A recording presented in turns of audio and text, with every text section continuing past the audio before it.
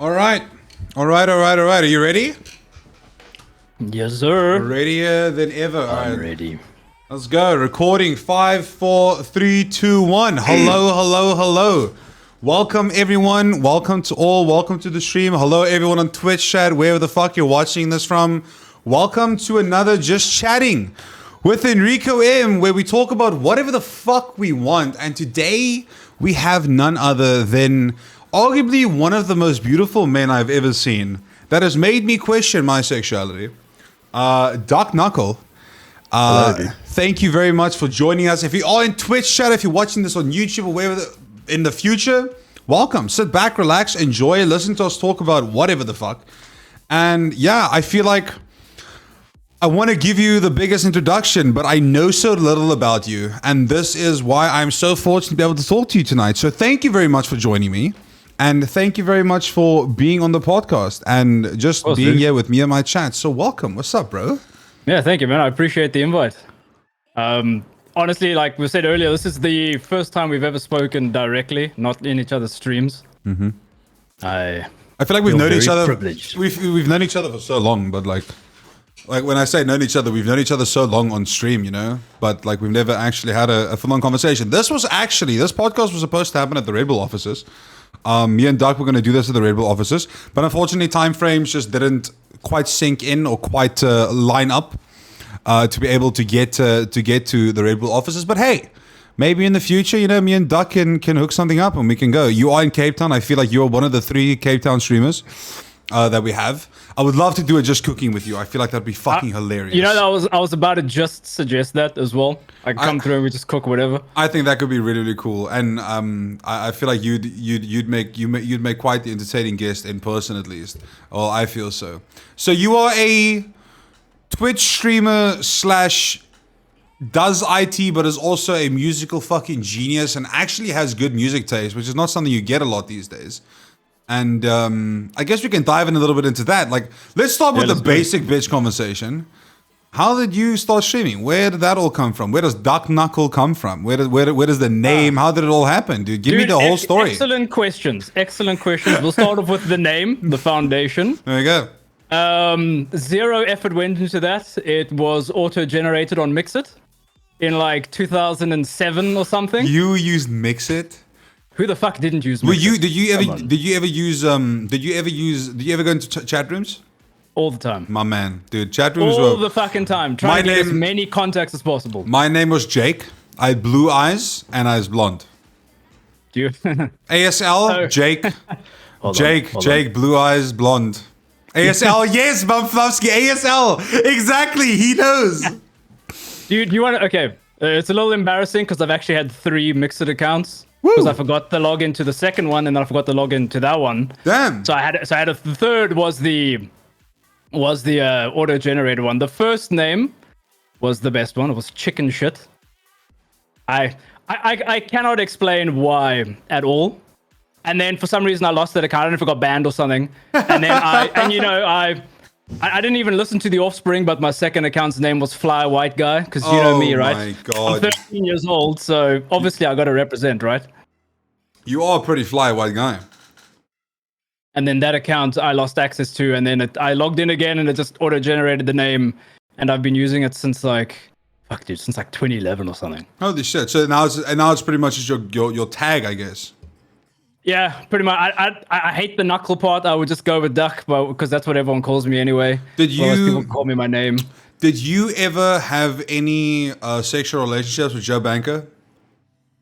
No. With trade posts sometimes, but Joe always ghosted me, dude. He never replied. Joe just tells you how much moolah you have. He's like, oh, you have no money. Don't talk to me. I think that's why I wasn't interested, dude. I never had any moolah. I bought moolah once, and I had no idea how to use it.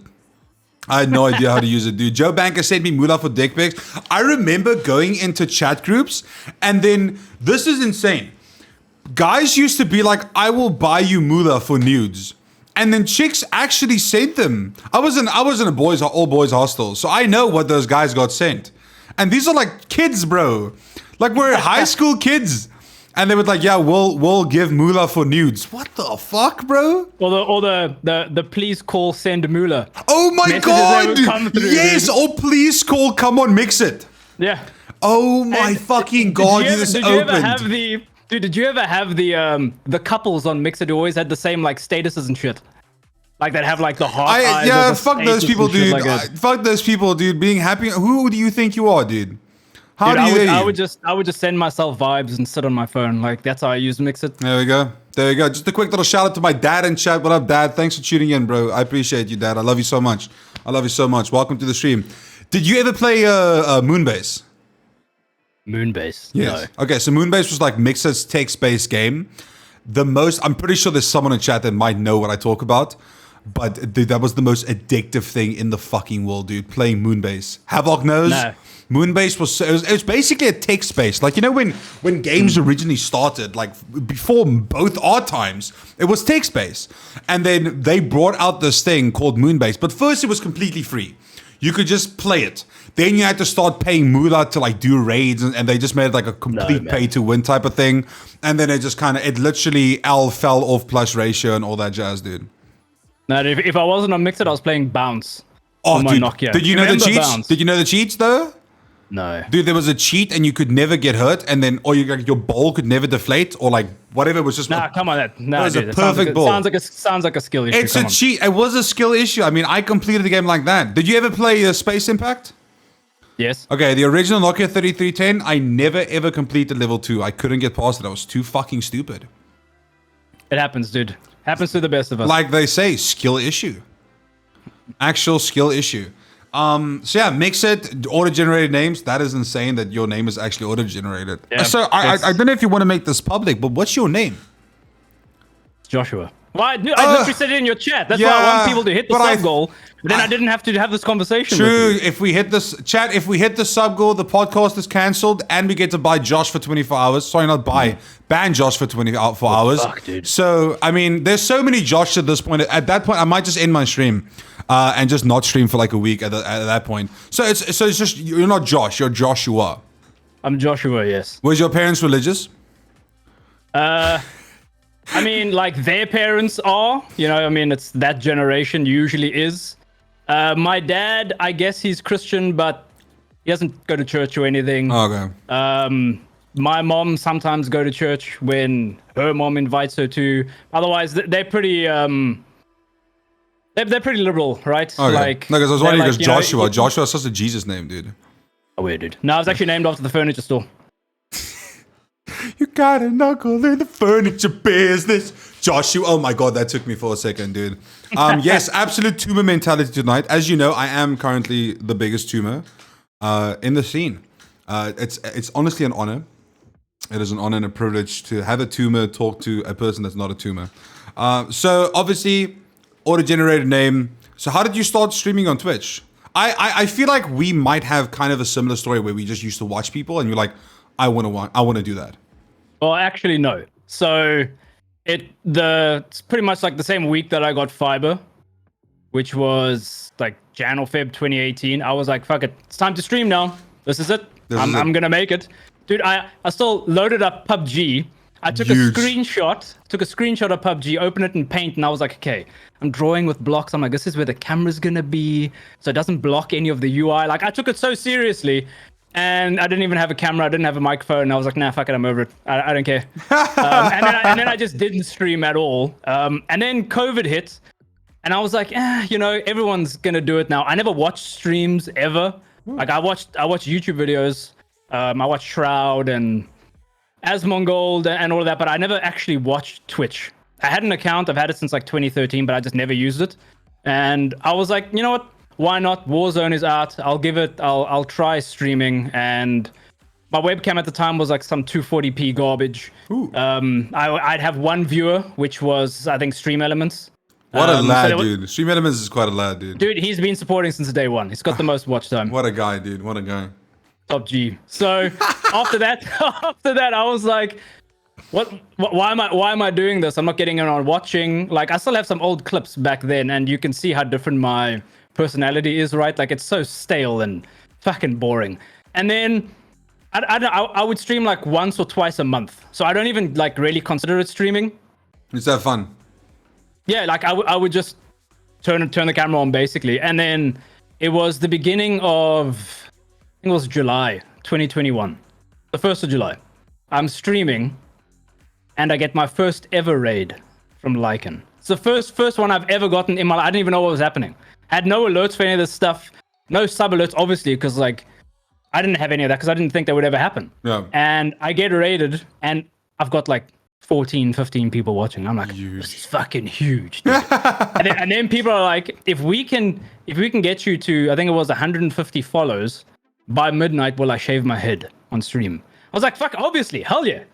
But dude, I'm such a cheap bitch. I'll do fucking anything. So they were like, okay, fine. And then tweets are going out, and I'm like, what the fuck is happening? I hit the goal. I'm there, dude. My Discord picture, actually, no, sorry, it's my Twitch picture, is from me shaving I look like Trevor Phillips from fucking GTA 5, dude. I'm there wearing my mother's bikini top. I remember. Which is this right here. I've always got it on hand, dude. And I'm standing there just shaving all my hair off. And that was such a fun moment for me, interacting with people. Like I was like that sense of community already, right? In like the space of an hour, and I was like, this is amazing. I love streaming. I love this And then I decided, okay, well, I'm gonna sort of use that momentum. I'm gonna stream for 100 days in a row. And I did that. And then on day 100, like we rented wouldn't really rent, it's family friends of ours. They've got this mansion up in Plutterkloof, and they let me use their cinema room to stream from, and I had local streamers with me, and we streamed for a couple hours. We did a giveaway.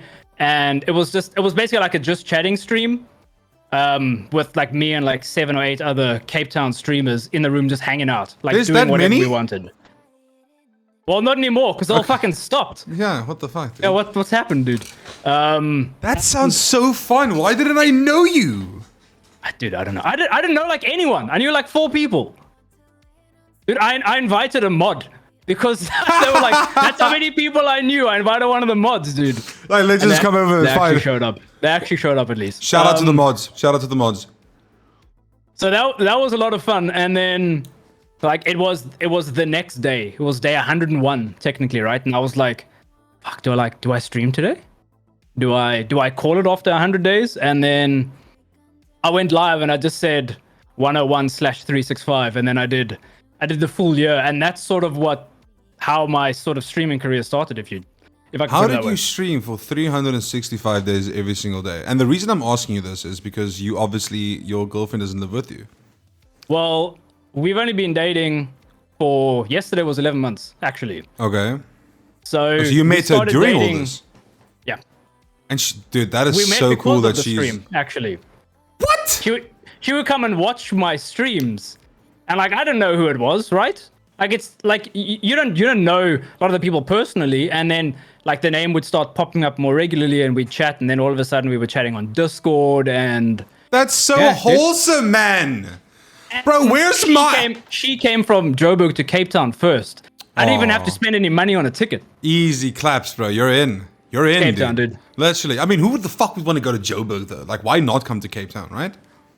Exactly. That's insane. That's actually fucking wholesome. I'm not gonna lie. It's very fucking cool. Like, I mean, I'd say streaming for a year actually wasn't that difficult for me because I don't go out anyway.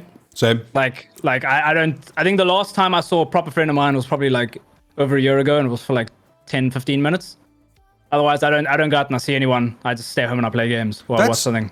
That is actually insane to me because you seem, off face value, I guess, you seem very outgoing and like, to me, if I had to see you, I would think this guy's a party animal, you know, like he likes to go and socialize, and it's not a bad thing, but it just shows like, you have a perception of someone, or you like get a perception of someone, and you actually realize who they actually are. And I mean, I would never have expected you to say like, I don't really like going out. Is it something you don't like, or you just don't do it?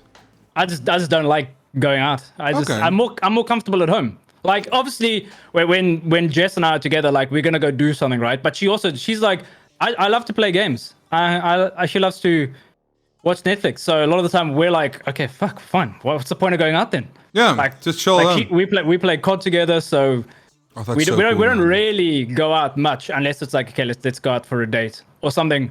That's Otherwise, so cool. we just chill at home. So Oh, so man. doing the 1 year stream was actually really easy for me. Navigating around load shedding wasn't that difficult because we didn't have like stage 6 or anything back then. So you just stream before or after the slot or whatever. And then we started dating, and I'd be up in Joburg, and like I remember, dude, we were out for her mom's birthday in Joburg. Oh, and it's like shit. oh fuck, look at the time, like we have to go home so I can stream from your PC. And her mom's like, oh, okay, let's go get home because Josh has to stream. Like her mom is supporting me, her mom's fiance, he's like, oh, that's so cool, come, let's make sure there's power or something. Dude, everyone was so fucking supportive. It's honestly the best. That is so fucking. Oh my god, that is actually that is as the cool kids would say, a W.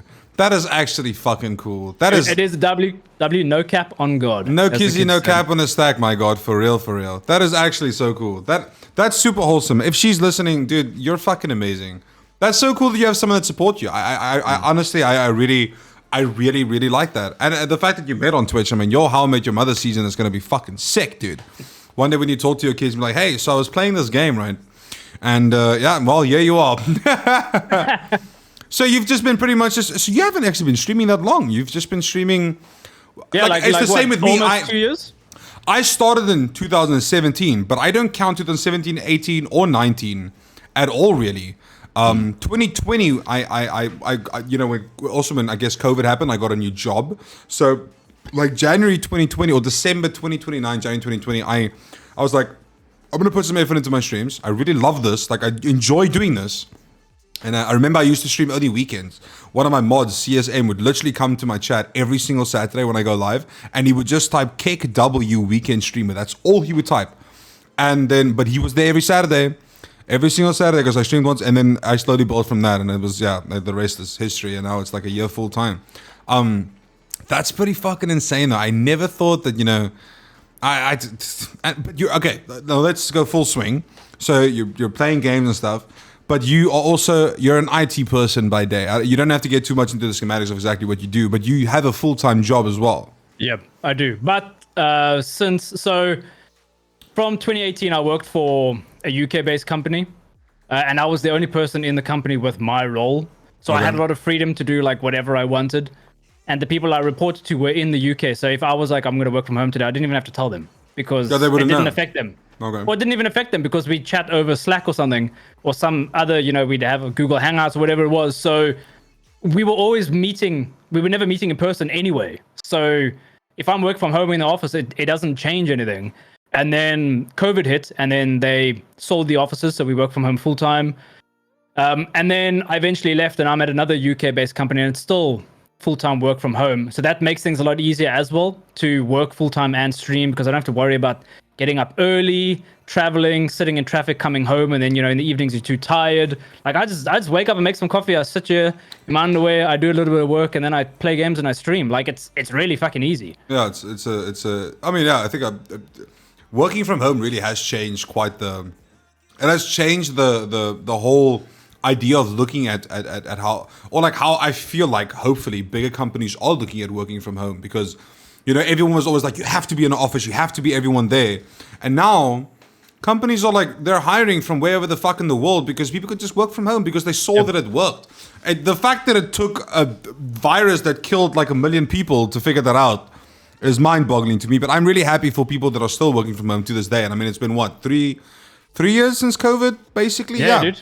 It's been Jesus Christ, it's been 3 years. That's crazy, yeah? But so you've essentially been working from home even before that. So to you, it wasn't that big of a change, I guess. No, just I didn't have to sit in traffic. I didn't have to spend that much on fuel anymore. That's which is obviously awesome. The dream. Okay, that's really fucking sick. So yeah, working in IT full time and then streaming. Like I don't think if I was traveling to and from work every day, I would definitely stream a lot less. Because I think I would just be too tired. I can give you a little bit of a personal story here. So I started streaming in 2017, like I said, but I worked in Belleville, but I live in Somerset West, so you know the area. Holy fuck! So it's quite. So I had to get up every morning at 3:30 a.m.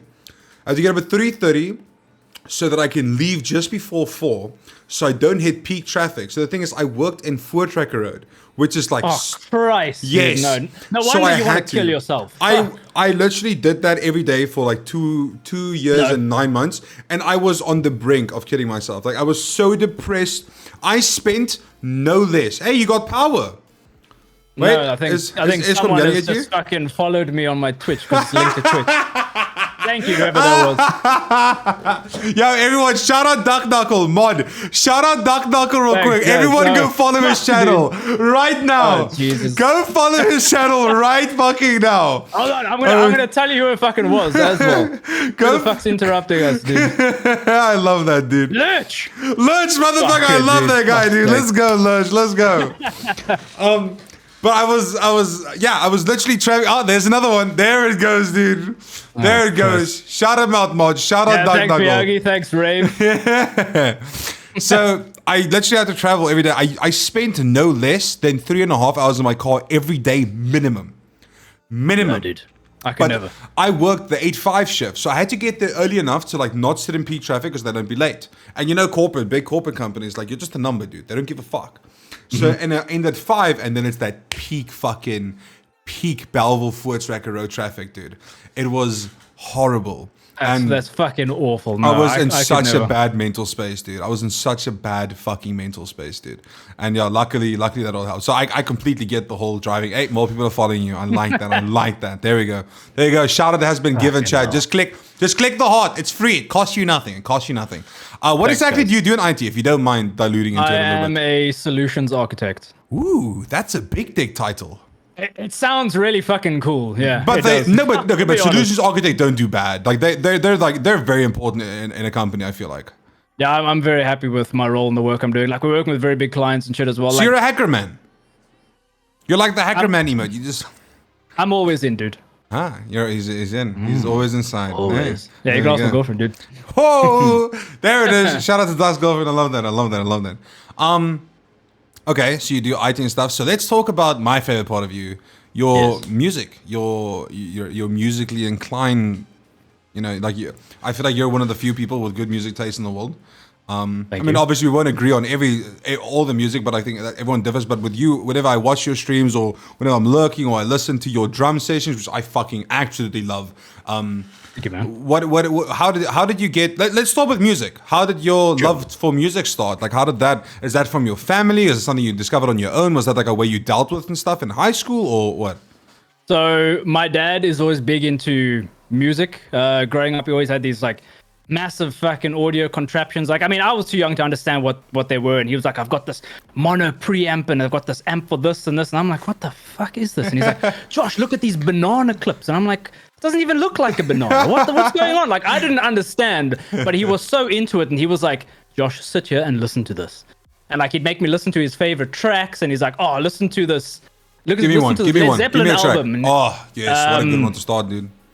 no, a whole lot of love from Led Zeppelin. I mean, dude, honestly, you can put on any Led Zeppelin. I'm going to be happy. There we go. So my dad was big into music, and I think that sort of became ingrained in me. And then, like, I had an older cousin, and he was like, "Have you ever heard of Limp Bizkit?" I was like, "No."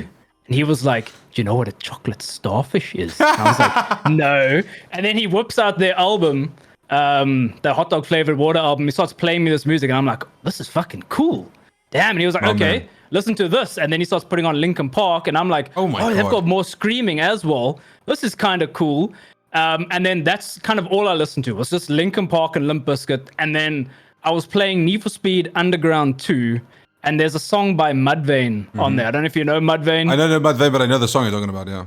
And I was like, this is so heavy. I don't even understand what they're saying. This is fucking awesome. And it that sort of spiraled down into Slipknot, and then it just got heavier and heavier and heavier until it's literally just pig squeals. It's like all I Literally. listen to basically. It gets pretty crazy. Like people don't quite understand the rabbit hole of, I guess we could say metal.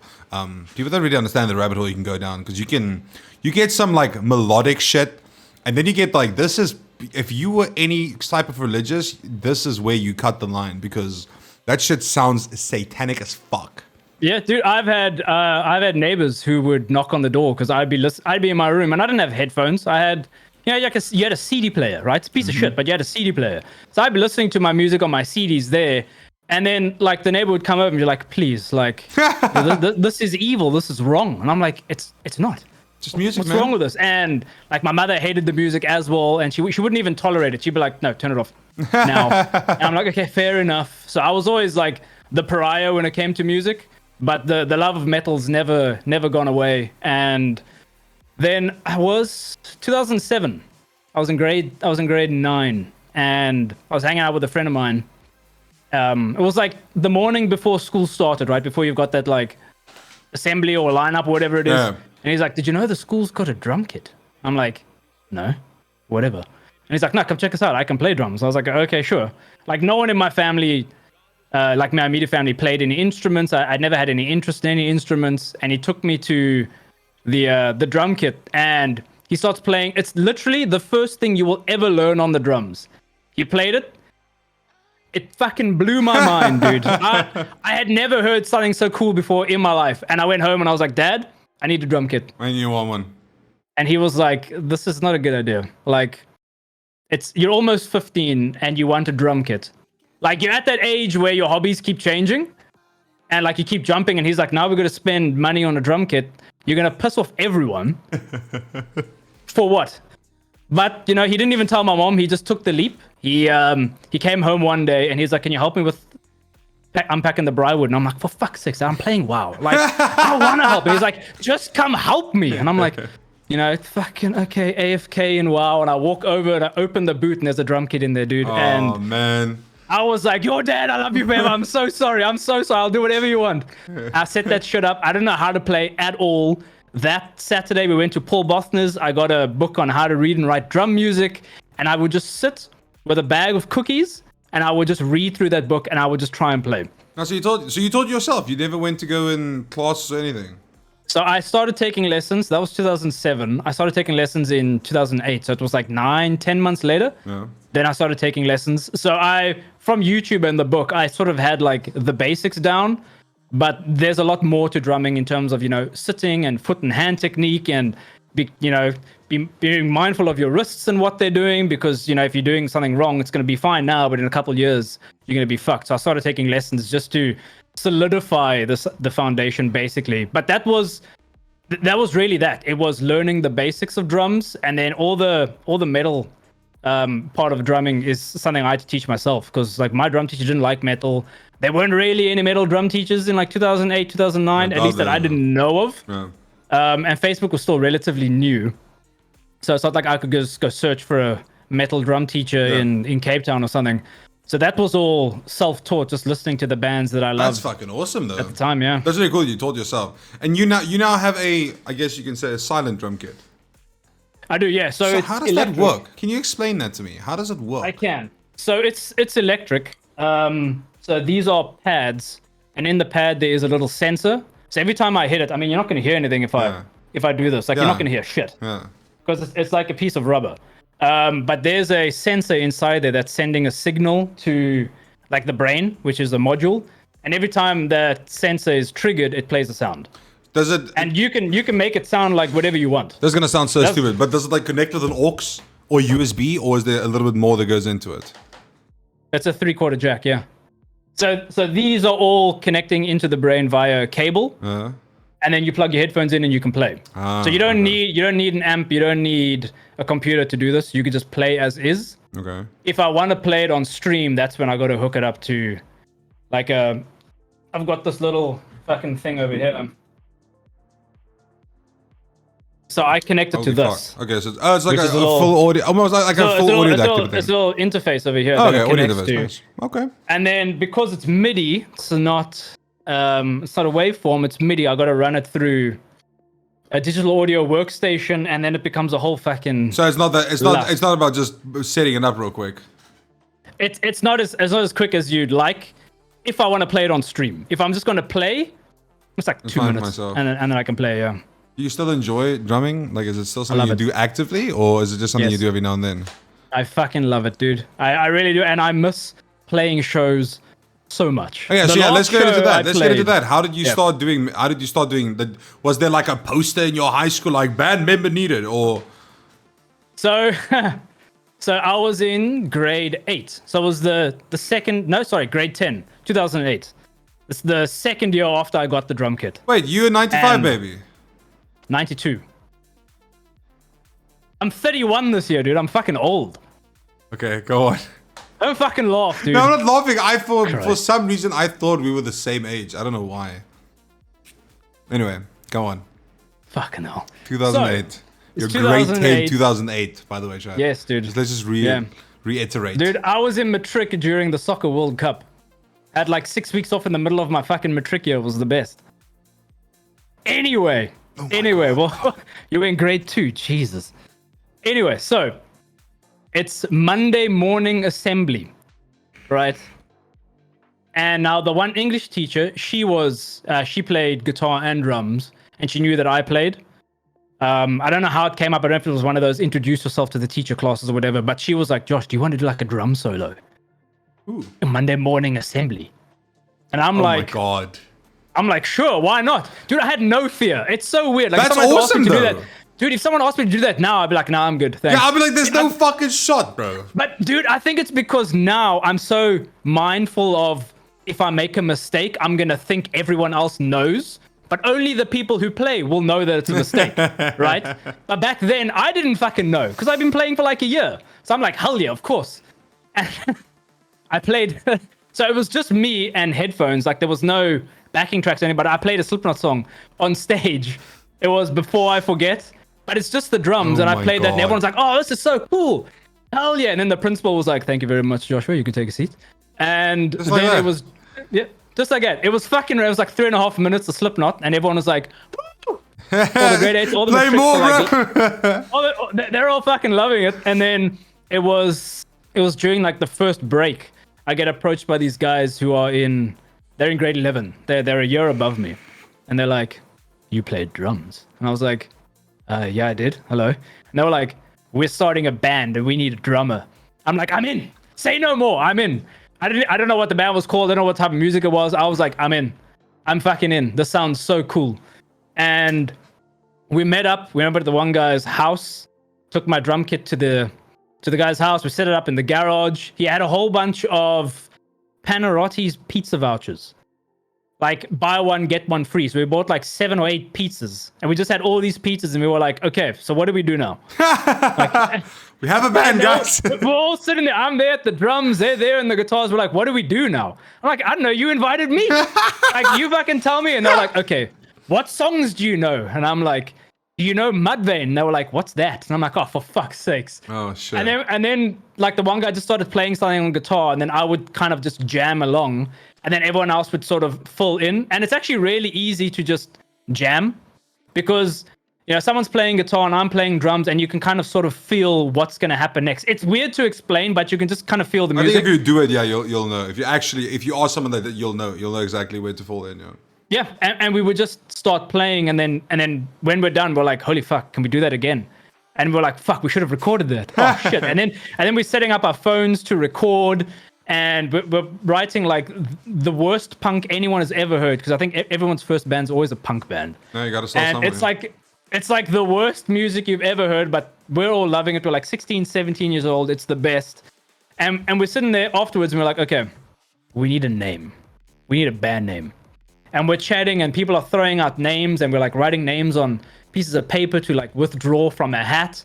And then while we're doing that, this one guy, Luke, he's eating his pizza and he's telling us the story about this website that he used to be on where you could play all those free games like pool and like all those Zynga games, right? I think it was Miniclip, yes. Yeah.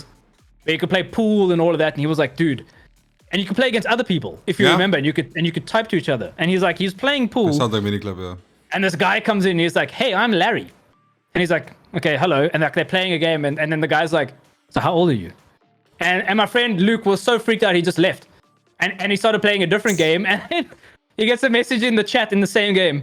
Hey, it's Larry again. Oh, shit. And he was so freaked out. He was like, dude, I couldn't escape him. And we were like, that's it. Escaping Larry. That's the band name. Oh my fucking god, dude. And that was the first band I was ever in. It was a ridiculous name, but dude, like... It like makes we it played, funny. like, it is, and it's so dumb, but it's cool because it's got a story behind it, right? Yeah. Like my friend was fucking stalked on Miniclip by fuck knows who, and he was 17 years Fucking old. Larry, dude. So that's sort of what kickstarted my whole like band career. Like we played Battle of the Bands, we played my school's Battle of the Bands, we played with Prime Circle, played with the Parlor Tones, we played at UCT. Like it was such a cool experience for me.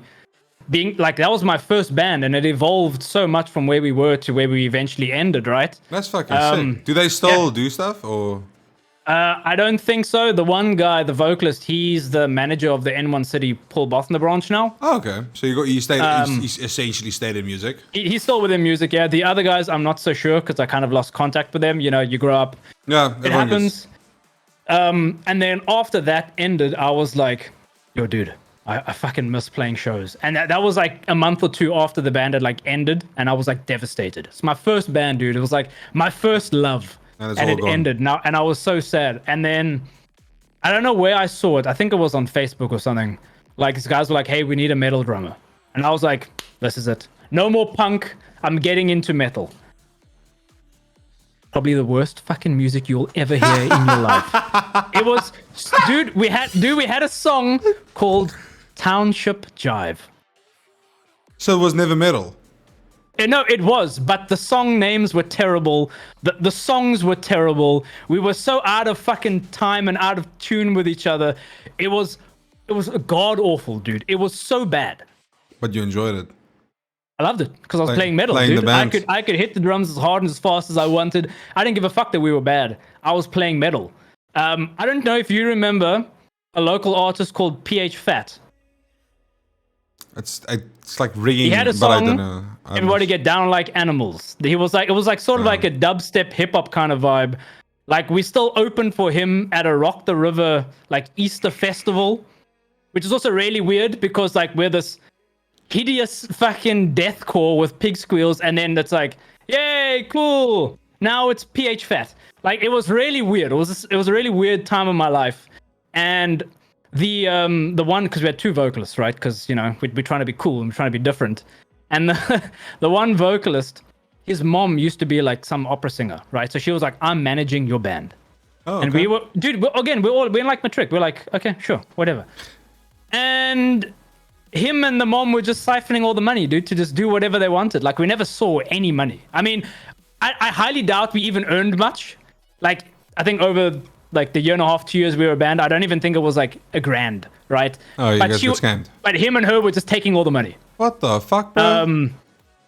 And like we have this show scheduled for Gandalf's. I don't know if you remember or know. That's Gandalf. in Cape Town, man. Or not in wasn't it close what to? It is? It's in Obs, in Observatory. Yeah. Why? For some reason, I thought about Long Street now. Okay. Yeah. Anyway. Yeah. So we've got a show booked to play Gandalf's. We rock up there, you know. Like I'm in school. My parents are driving me to venue. Same with all the other guys in the band. Like their parents are driving them to the venue. We get there. My dad's helping me unload all of my shit. And the owner, Antonio, is like, "Hey, what you guys doing here?" And we're like, "No, we've got the show tonight." And he was like, "But you guys pulled out." We're like, "No, we didn't." And the vocalist who was stealing the money, he cancelled, didn't tell anyone, and he went to some fucking dubstep foam party, dude. Jesus. And we were like, what the fuck? It's like an episode of See on the Lawn, dude. What is happening? Dude, instantly kicked him out of the band. That sort of spiraled into his mother wanting to sue us because, no, but we still had some money that was owed to them. And we're like, what do you mean? We haven't even seen any money. You managed us. And it got to the point where the mom was phoning me personally to like cuck me out and tell me. Maybe she wanted you, dude. I don't fucking know. She was really old. No, thank you. It was honestly, it was such stupid drama.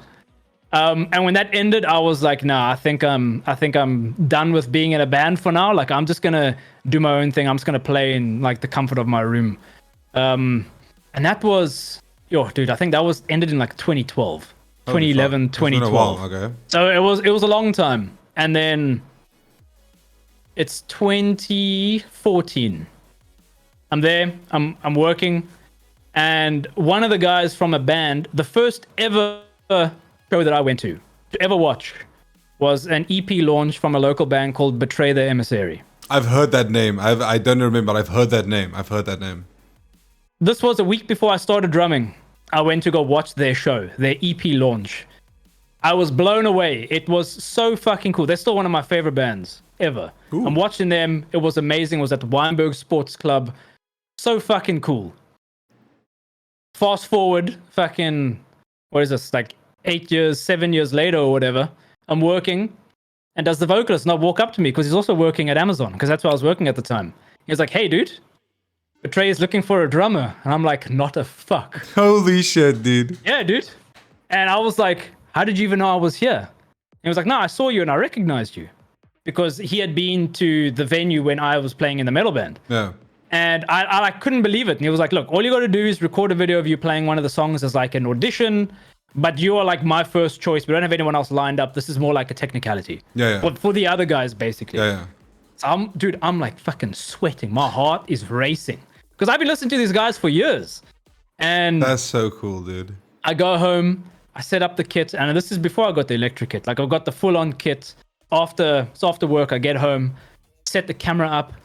I had to film it because I only had one camera, and I wanted like 4 different angles. So I got to play the song multiple times from different angles to get all the stuff that I want, so I can cut it into place. And I send it through, and he was like, "Yeah, dude, you got the gig." And that was my first band since the metal drama band. And I was so blown away. Like, these guys were all in their 30s, and I was like 22 or something. Actually, and it's also like, in a sense, it's professionals. It's people who's actually been doing this for a while. Yes, it really is. Like, they're all sitting there with professional gear. They've got the in-ears. They got the backing tracks. We're playing to click. Like, it's super professional. Like, some of these guys have kids. And I'm like, holy shit. Like, I'm 22, right? Like, it's weird. Because, like, I feel like they could be, like, parents in a way. That's so fucking cool. And yeah, dude, getting to play the comeback show with Betray. We're at Raw, which is above Gandalf's. Mm-hmm. Everyone is singing along to like the hits from their EP, and I'm there on stage playing. Dude, it was probably one of the highlights of my like music career. Dude, it was fucking insane.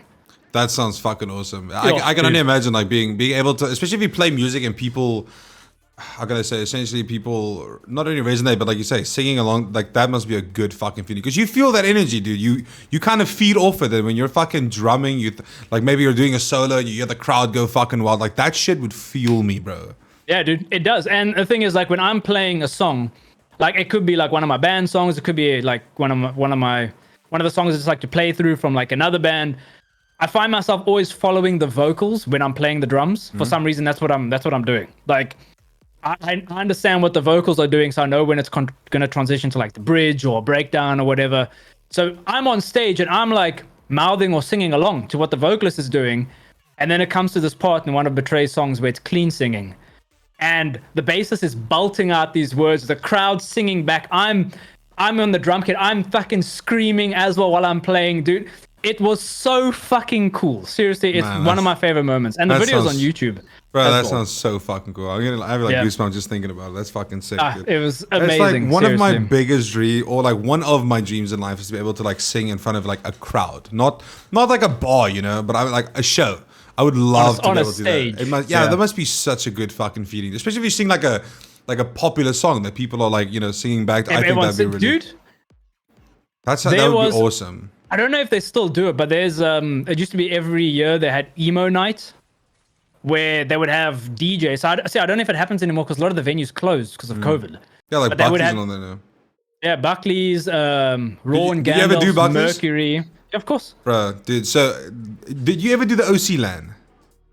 No, because I had a massive case and all my monitors were always on stands, on arms, and I was like, fuck that, dude, I'm not going to do that. Fair enough. So when I went to the OC, when I used to go to the OC, like I was always the kid, but my friends were old enough, so they would like play games all day, then go to Buckley's, have a few drinks, and then come back. But they always just tell me what a good fucking time it is, right? And like I always said about Buckley's, I mean, I'm a metalhead, so like Buckley's was a metal bar, you know. So I was like, Buckley's in Durbanville, right? Yeah. Close to the McDonald's, yeah. So I'm like, man, one day I want to go to Buckley's. When I'm going to go to Buckley's, and years go by, and it's 2000 and I think this might be 2015. and I get an opportunity to be the manager at the Brackenfell Vodacom shop, because I was the manager at the Vodacom shop in Bredasdorp, and they had a shop in Brackenfell. So like, you can just come manage the shop for a month. And I'm like, fuck yeah. So now my Cape Town friends are like, we're going to Buckley's. And I'm like, bro, I've been waiting for this for so fucking long. Like, this is my moment. I'm going to go to a metal bar, dude. And as we drive there, my friend is like, listen, this is not small town Bredasdorp. This is Cape Town. So if someone approaches you and they, just say no. Just say no, thank you. I'll be fine. So I was like, no one's going to fucking approach me to sell me drugs. That won't happen, whatever. So I'm super amped to get we get there, bro. There's like bikes in front. We walk in, and I remember this like yesterday. Faint was playing by Linkin Park, and as we walked in, it's like the part where it fucking breaks down. And so I'm like, yes, I'm fucking home, baby. Walk to the bar. I get to the bar, big ass queue, and it's like a Thursday night. So everybody knows on Thursday nights you go fucking drink because you hated your whole week and you just want Friday to come faster. Thursday nights, the bar is packed. There's people everywhere. Music's blasting. Big ass fucking biker dudes with like long hair. Like, I'm home, man. I feel so good. And everyone is just so fucking nice. Like, you'd imagine, like, stereotypically, you'll see, like, these big dudes with beards and, like, they'll all be cunts. Everyone's, like, smiling, like, I'll wear brew, like, shit like that. Just full-on proper Cape Town bar vibes. Get to the bar, finally order my brandy or whatever, and I turn around, and this big, tall Nigerian motherfucker, that guy was probably 3 meters tall, dude. He walks straight towards me, and he just goes, like, and I'm like, no. So because that's what my friends told me, because I obviously knew he was going to do that. And I go... So we set out when they still had the patio outside, and it was a winter's night because it was fucking cold. Go out to the patio, and I'm like, tell my friend, I'm like, bro, you don't fucking believe this.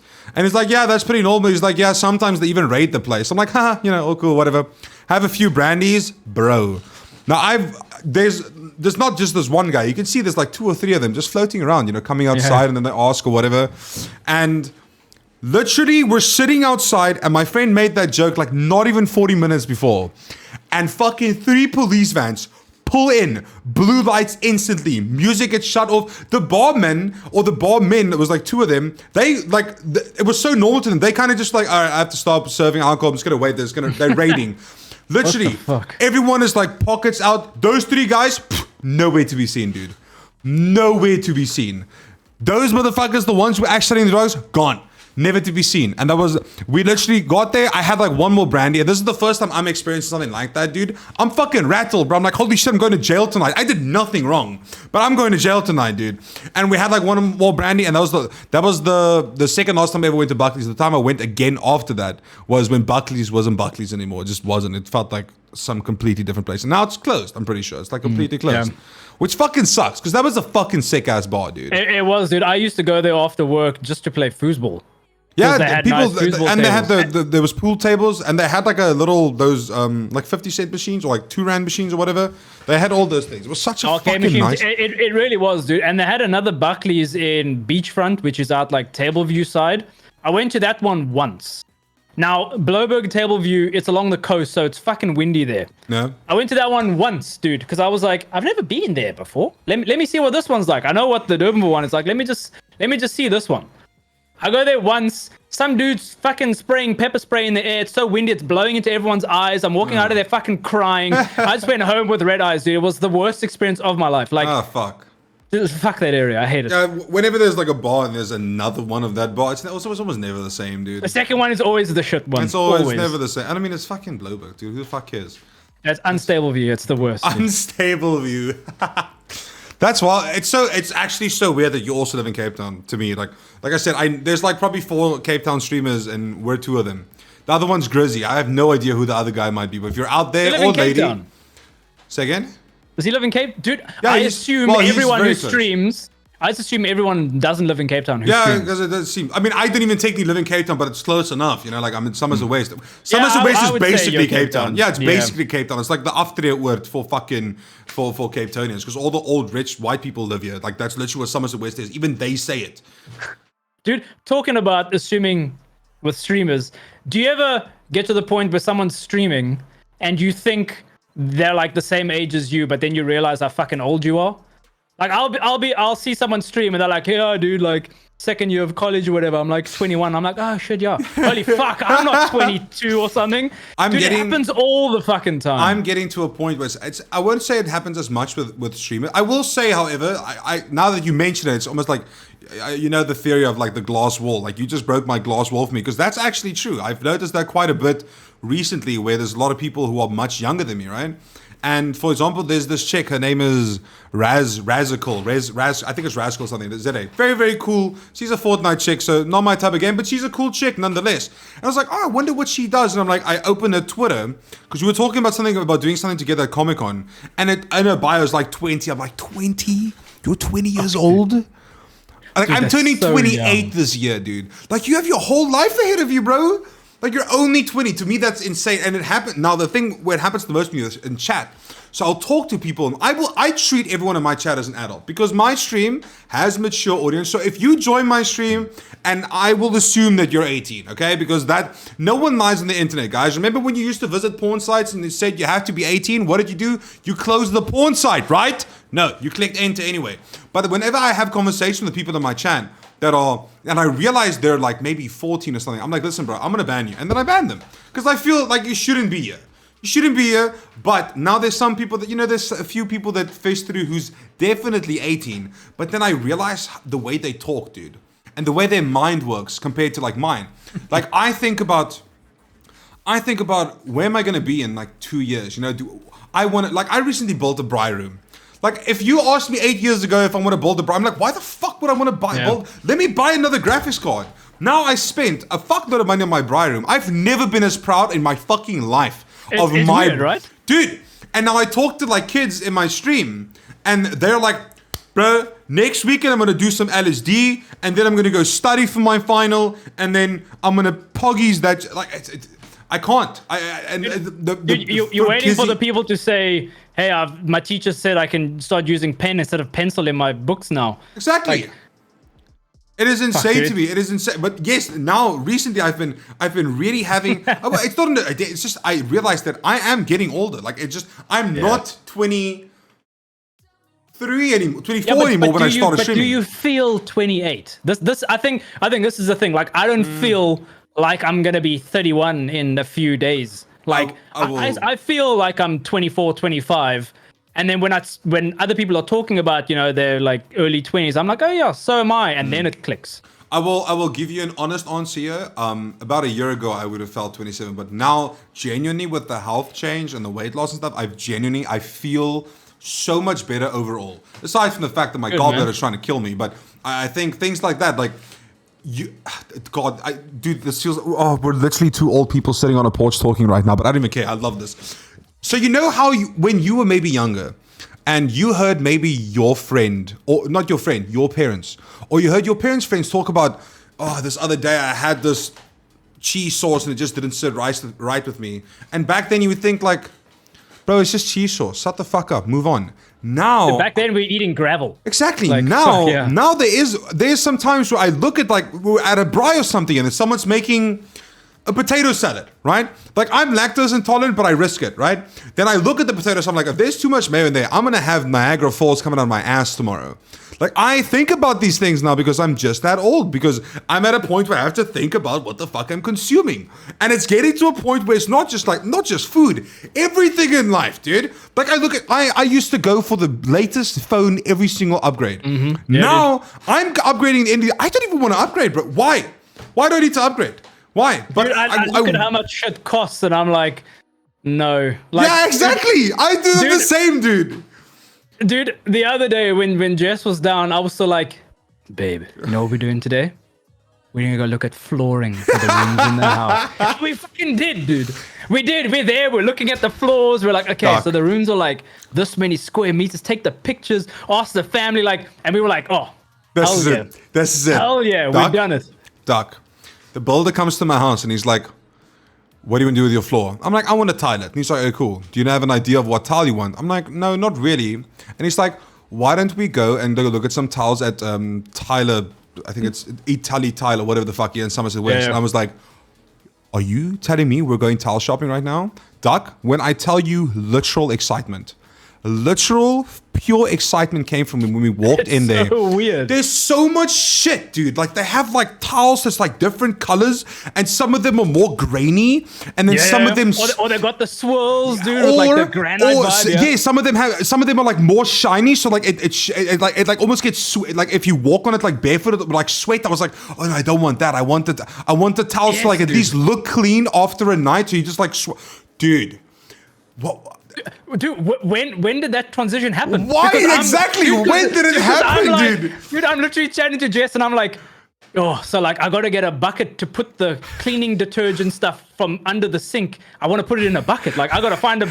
Where do I buy those buckets? It's gonna look so organized and cool. God, what the fuck? It's dude? actually like anyone in chat who's thinking right now, anyone's listening to this thinking like, what are these guys talking about? Just fucking wait. One day there's gonna be a moment where you're like, holy shit, this is so cool. This is so fucking cool. When I can't explain it. You're a gamer as well, right? Think about yourself 8-9 years ago. You'd be looking at the latest graphics cards and like thinking, hey, I'm gonna upgrade to this keyboard. I'm gonna get this graphics card. Now, I still want it, but I'm like, okay, but wait, before I get this, I have to think about this, and this, and this, and this, and this. Zassy, my mod, okay? No, I love Zassy to death. He's been playing on a 1070 since like 1960 when he was born. So he had a really shitty PC. Not a shitty PC, but he had an old PC. This man has been upgrading his PC since like last year, June. He only finally upgraded like a month ago because it took him that long to like actually decide on stuff. And like I was like, dude, do it. You deserve it. Fucking do it. And then every second week he makes me like, Henrico, what do you think about this? And then he sends me like a link of like new products. And then I'm like, yeah, do it. And then he's like, okay, but wait. If I buy this from this store, I get a discount. And then I'll buy this from that store because they give me more warranty. I'm like, bro, just buy the fucking PC. But then I go think about it. I'm like, actually, Zassy's doing the right thing. He's really thinking about this. And he's like trying to make sure he makes a good decision. And like, if I was in his spot, I'd probably do the same. I just, in the moment, I wouldn't feel it when I do it for myself. But when I actually have to go make the decision, I would feel like such a fucking old person. And again, people, you don't understand until you've been there. Until you hit that moment, dude. It really is weird. Like I remember I'd be like, oh, I really need I need a new webcam. Cool. Let me just go add this. I'm just gonna buy this, send it here. I don't want to wait 3 days. I'll pay the extra for shipping. Oh, I want this. Let me just buy this new game, all of that. Now I'm like, so interest rates have gone up 0.5%. So now I've got to think about where am I gonna buy my chicken breast in bulk, and do I have enough freezer bags to put them in the freezer? Like, it's a completely different mindset, dude. It is quite literally just one day you're just, and it's not, you're not old. I don't think it's like you're getting old. It's just, I think you just grow up. I really think you just grow up somewhere, or you see things in a different perspective. I think it's that plus, like, the responsibilities keep increasing, right? So it's like, maybe you're at a stage where I've just got to pay for the fuel in my car. Because my parents gave me an old car or whatever, so I just got to pay for the fuel. Now it's like, well, I want a better phone. I'm going to get my own phone now. So now it's like there's a phone contract and fuel. And then it's like, oh, the internet's too slow. Mom and dad, I'm going to upgrade the internet. I'll pay the difference or whatever, what you were paying. And then it keeps going up and up and up. And all of a sudden, you're like, holy fuck, just take all the money out of my account and I'm just gonna live in destitution. Like, this is my life. This might be really a while ago, but I remember when I started working. My first paycheck was, I used to get minimum wage, which was 13 Rand 50 back then. 13 Rand 50 an hour. And Jesus, for a month I would make like 2,000 Rand, right? And I remember sitting one day and making something. I'm like, dude, if I could make 5,000 Rand a month, I would be so fucking rich. That's what I told myself. I was like, I would be so rich. What is 5,000 Rand, dude? It's fuck all. It's nothing. Dude, the fact that you said that, I remember when I bought this kit. It was in 2012, Feb 2012, I bought the kit. I started my first job because I matriculated in 2010. Then I went to college in 2011 to do sound engineering. And then like halfway through the year, I realized everyone in Cape Town's got a sound engineering degree and no one ever uses it. It's a waste of my time. So I dropped out. My parents are like, cool, well, now you have to find a job. So I was like, whatever, I'm going to do customer service at Amazon, right? Like, it's something. Let me just earn some money. And I saved up my salary again. I wasn't earning very much. I think it was like a couple months. I had enough to buy the kit. And I had like 400 Rand for the rest of the month. This was like on payday. All the money's gone, but 400 Rand to last me a month. And I'm like, yeah, this is enough for fuel. This is fine. And I survived, dude. How the fuck? Oh, dude, it's Dude, times insane. have changed way too much. And it's only getting worse. Like it literally is only getting worse at Don't this fucking point. remind me, dude. It is literally only getting worse. Like everything is just getting more and more expensive.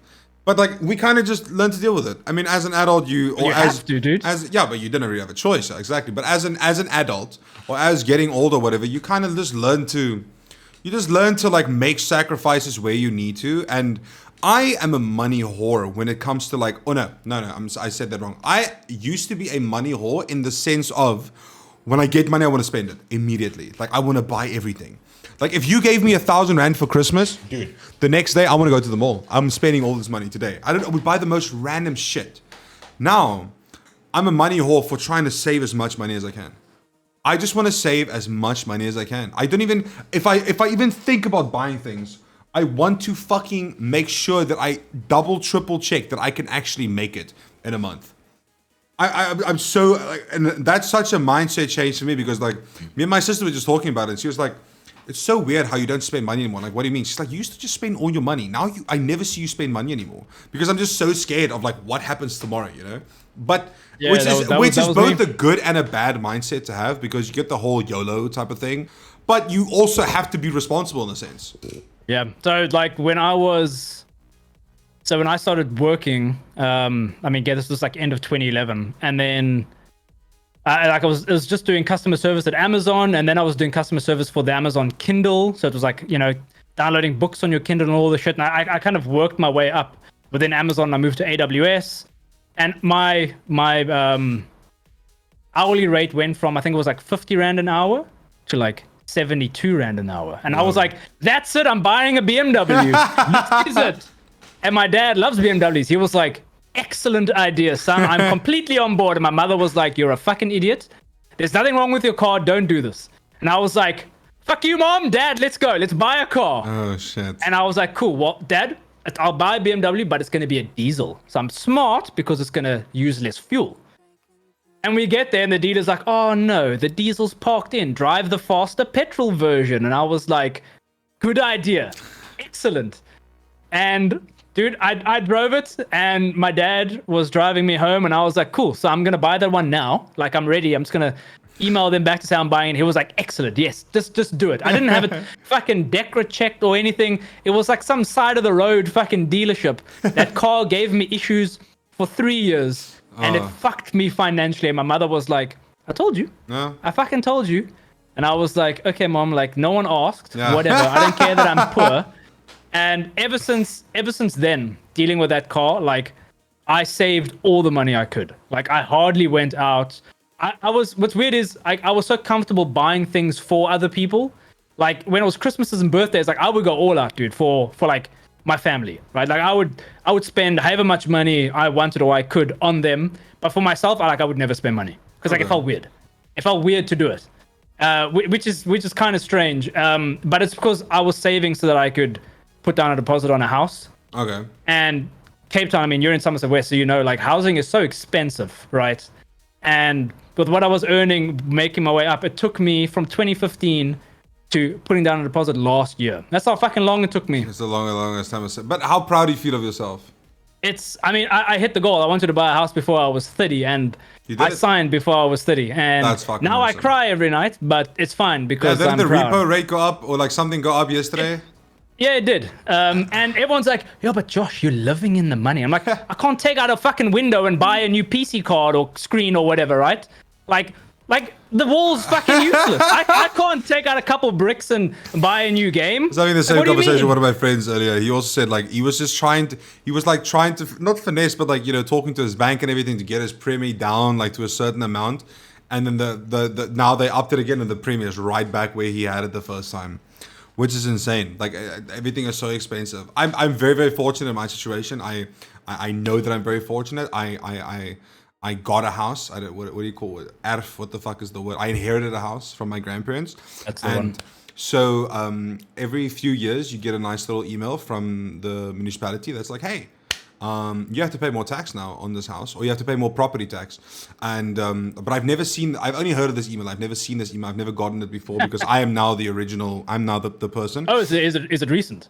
Yeah, this is about. No, well, I've been living here since 2017, but now No, but when did you like inherit the house? Well, it's in the will. Well, whenever Oma and Opa decides to, go to bed forever, then it's going to be in my name. It's in the will. Is that a decision you can make? What do you mean? Like to... No, I'm not going to... Forever. No. Well, fuck, I wish, dude. If I could make that decision, I'd make it right now. But whenever they do decide to, unfortunately not be with us anymore, then in the will, it states it comes to me. That was the family's decision. I was the lucky grandchild. When I have the original payment papers of my grandfather buying this house in Oh my God, how much? 1985. He bought this house for 75,000 rand. Okay, it is a four bedroom, 3 bathroom, 2 living area, two garage, outside house with 2 kitchens. Okay. I got the email, and after evaluation by the municipality, my new property value is now 3.8 million. From 75,000 rand in 1985, this house is now worth 3.8 million rand. Dude, how? So before I lived here, my father and I, because my parents got divorced, and then my father and I moved in with my grandfather because his health like went to shit. So we were like, okay, we're going to move in with him and we're just going to take care of him instead of putting him in a home. Yeah, good. I like that. So he bought his house and he had to take out a loan from his boss, not from the bank, from his boss at his work. Because he worked for, I think it was like Ackermans or something, right? So he's like, he knew like the CEO or whatever, because that was his boss. So he was like, listen, I need a loan of like 200 rand. And the boss was like, sure. Dude, he bought his house for 16,500 rand. Holy fucking shit. It was 3-bedroom, 10-meter pool, granny flat with a kitchen and a bathroom. That's like fucking like 1,200 square meter plot. Like it's like a big house, and he paid 16,500 for it, dude. And he needed to take out a loan. When my father bought his first car, his car payments were more than what my grandfather was paying for the house every month. Jesus Christ, dude. Dude, we're so old. We're so old. Like things are changing way too much. It's changing way. I didn't even like. I've recently thought like, hey, I want to buy myself a new car just because I want to. But then I think like, why? Why do you want to? Like my car drives fine. I don't need a new car, right? And I can't even imagine. Can you even still buy a brand new car for 100,000 rand? I don't think you can. If you can, it's going to be such a piece of shit that it's gonna probably cost you more than 100k in just maintaining it or something. I feel like you can't even buy a car for that anymore. Nah, dude. Just Uber. Like, you'll be fine. Dude, like, just Uber. Dude, I've had my phone since 2018. I've had this iPhone since 2018, right? 5 years. And I'm like, okay, like it's fine.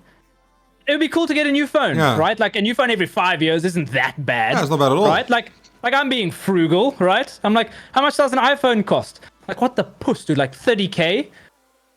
I'm like, what's another 5 years on top of the 5 I've already? Like, I know the phone. The phone's got personality, dude. Like, I'm fine. Just be smart. This is what I do. I trade my iPhone in every 2 years, and you get like a 20k discount if you take the best one. So if you have the best iPhone, you just get like 20k discount, dude. It's fucking sick. But the fact that you can get 20,000 rand discount on a phone, Duck, a cell phone, and you know what I use this for? WhatsApp. That's it. I use it for WhatsApp, bro. And I'm fucking, you could save 20k on it, like every 2, like, that's insane. That's ridiculous, dude. We literally are a bunch of old men sitting on a lawn right now just complaining about this. Yeah, but it's the best though, dude. It is. I know there's people in chat that's like, that are agreeing with us, or people that just have no idea, but you'll get there. You'll get there. One day you'll get there. Wow. I need you to do me a favor. Because I'm so old, I've got like the world's smallest bladder, so I'm going to go take a piss. All right, go enjoy, dude. Go enjoy. I'll take over with chat. Welcome, everyone, and thank you for everyone who's been listening in. We are sitting with our guest, Mr. DuckKnuckle. He is going to go empty his bladder. You know what's the best part, chat? Right after this, I'm going to do the same. I'm literally going to do the same. I'm going to make him sit here and talk to you. Hope you guys are enjoying the talk so far. Hope you guys are enjoying everything. And, you know, if some of you can resonate with us, hopefully, and just talk about these things. Show of hands, all the old men. Chat, press one if you're old, because I feel old. I'm not even 30 yet, dude. I'm turning 28. I'm literally turning 28. Dude. That is insane. I'm still 27. Thank fuck for a few more months. So I'm gonna stay with that for now. But dude, it's insane. I refuse to identify as old. Dragon, 45 is not that old. Don't worry, bro. Don't worry. 40 this year. Damn, my man. And the man is still gaming. I love it. I love it. It is honestly so, like, it's weird. It's weird to think about, or like, I remember listening to my parents talk about things. I'm like, you guys are so old. I'm never going to experience this. And now I'm the one having the same type of experience. Like, I'm having conversations with my parents about like raising or saving money, you know, or like getting medical aid. And it's just absolutely insane. It's absolutely insane. Identify as a young hot single in your area. You know, this orderly, I am pretty sure you are a beautiful hot single in my area. Too bad your area is London. That's the thing. How is your Friday so far? The Friday is going good. Having a good time. I really appreciate everyone tuning in and hanging out. And as we have our guest approach the chair, as he sits down and puts his headset on his head, I am going to go pee now. So you guys can talk to him. There you go. Oh, right. Hello, chat. Hello. 56 viewers. What an old stream. Oh my god. Okay, come. Talk to me. Hello, Hunter. How are you, dude? I can't even play music because it's not even my stream. Hello, Ash. Yes, finally, dude. What's up, Tim? So look, I'm perfectly content just sitting here saying nothing until he returns and making this as awkward as comfortable.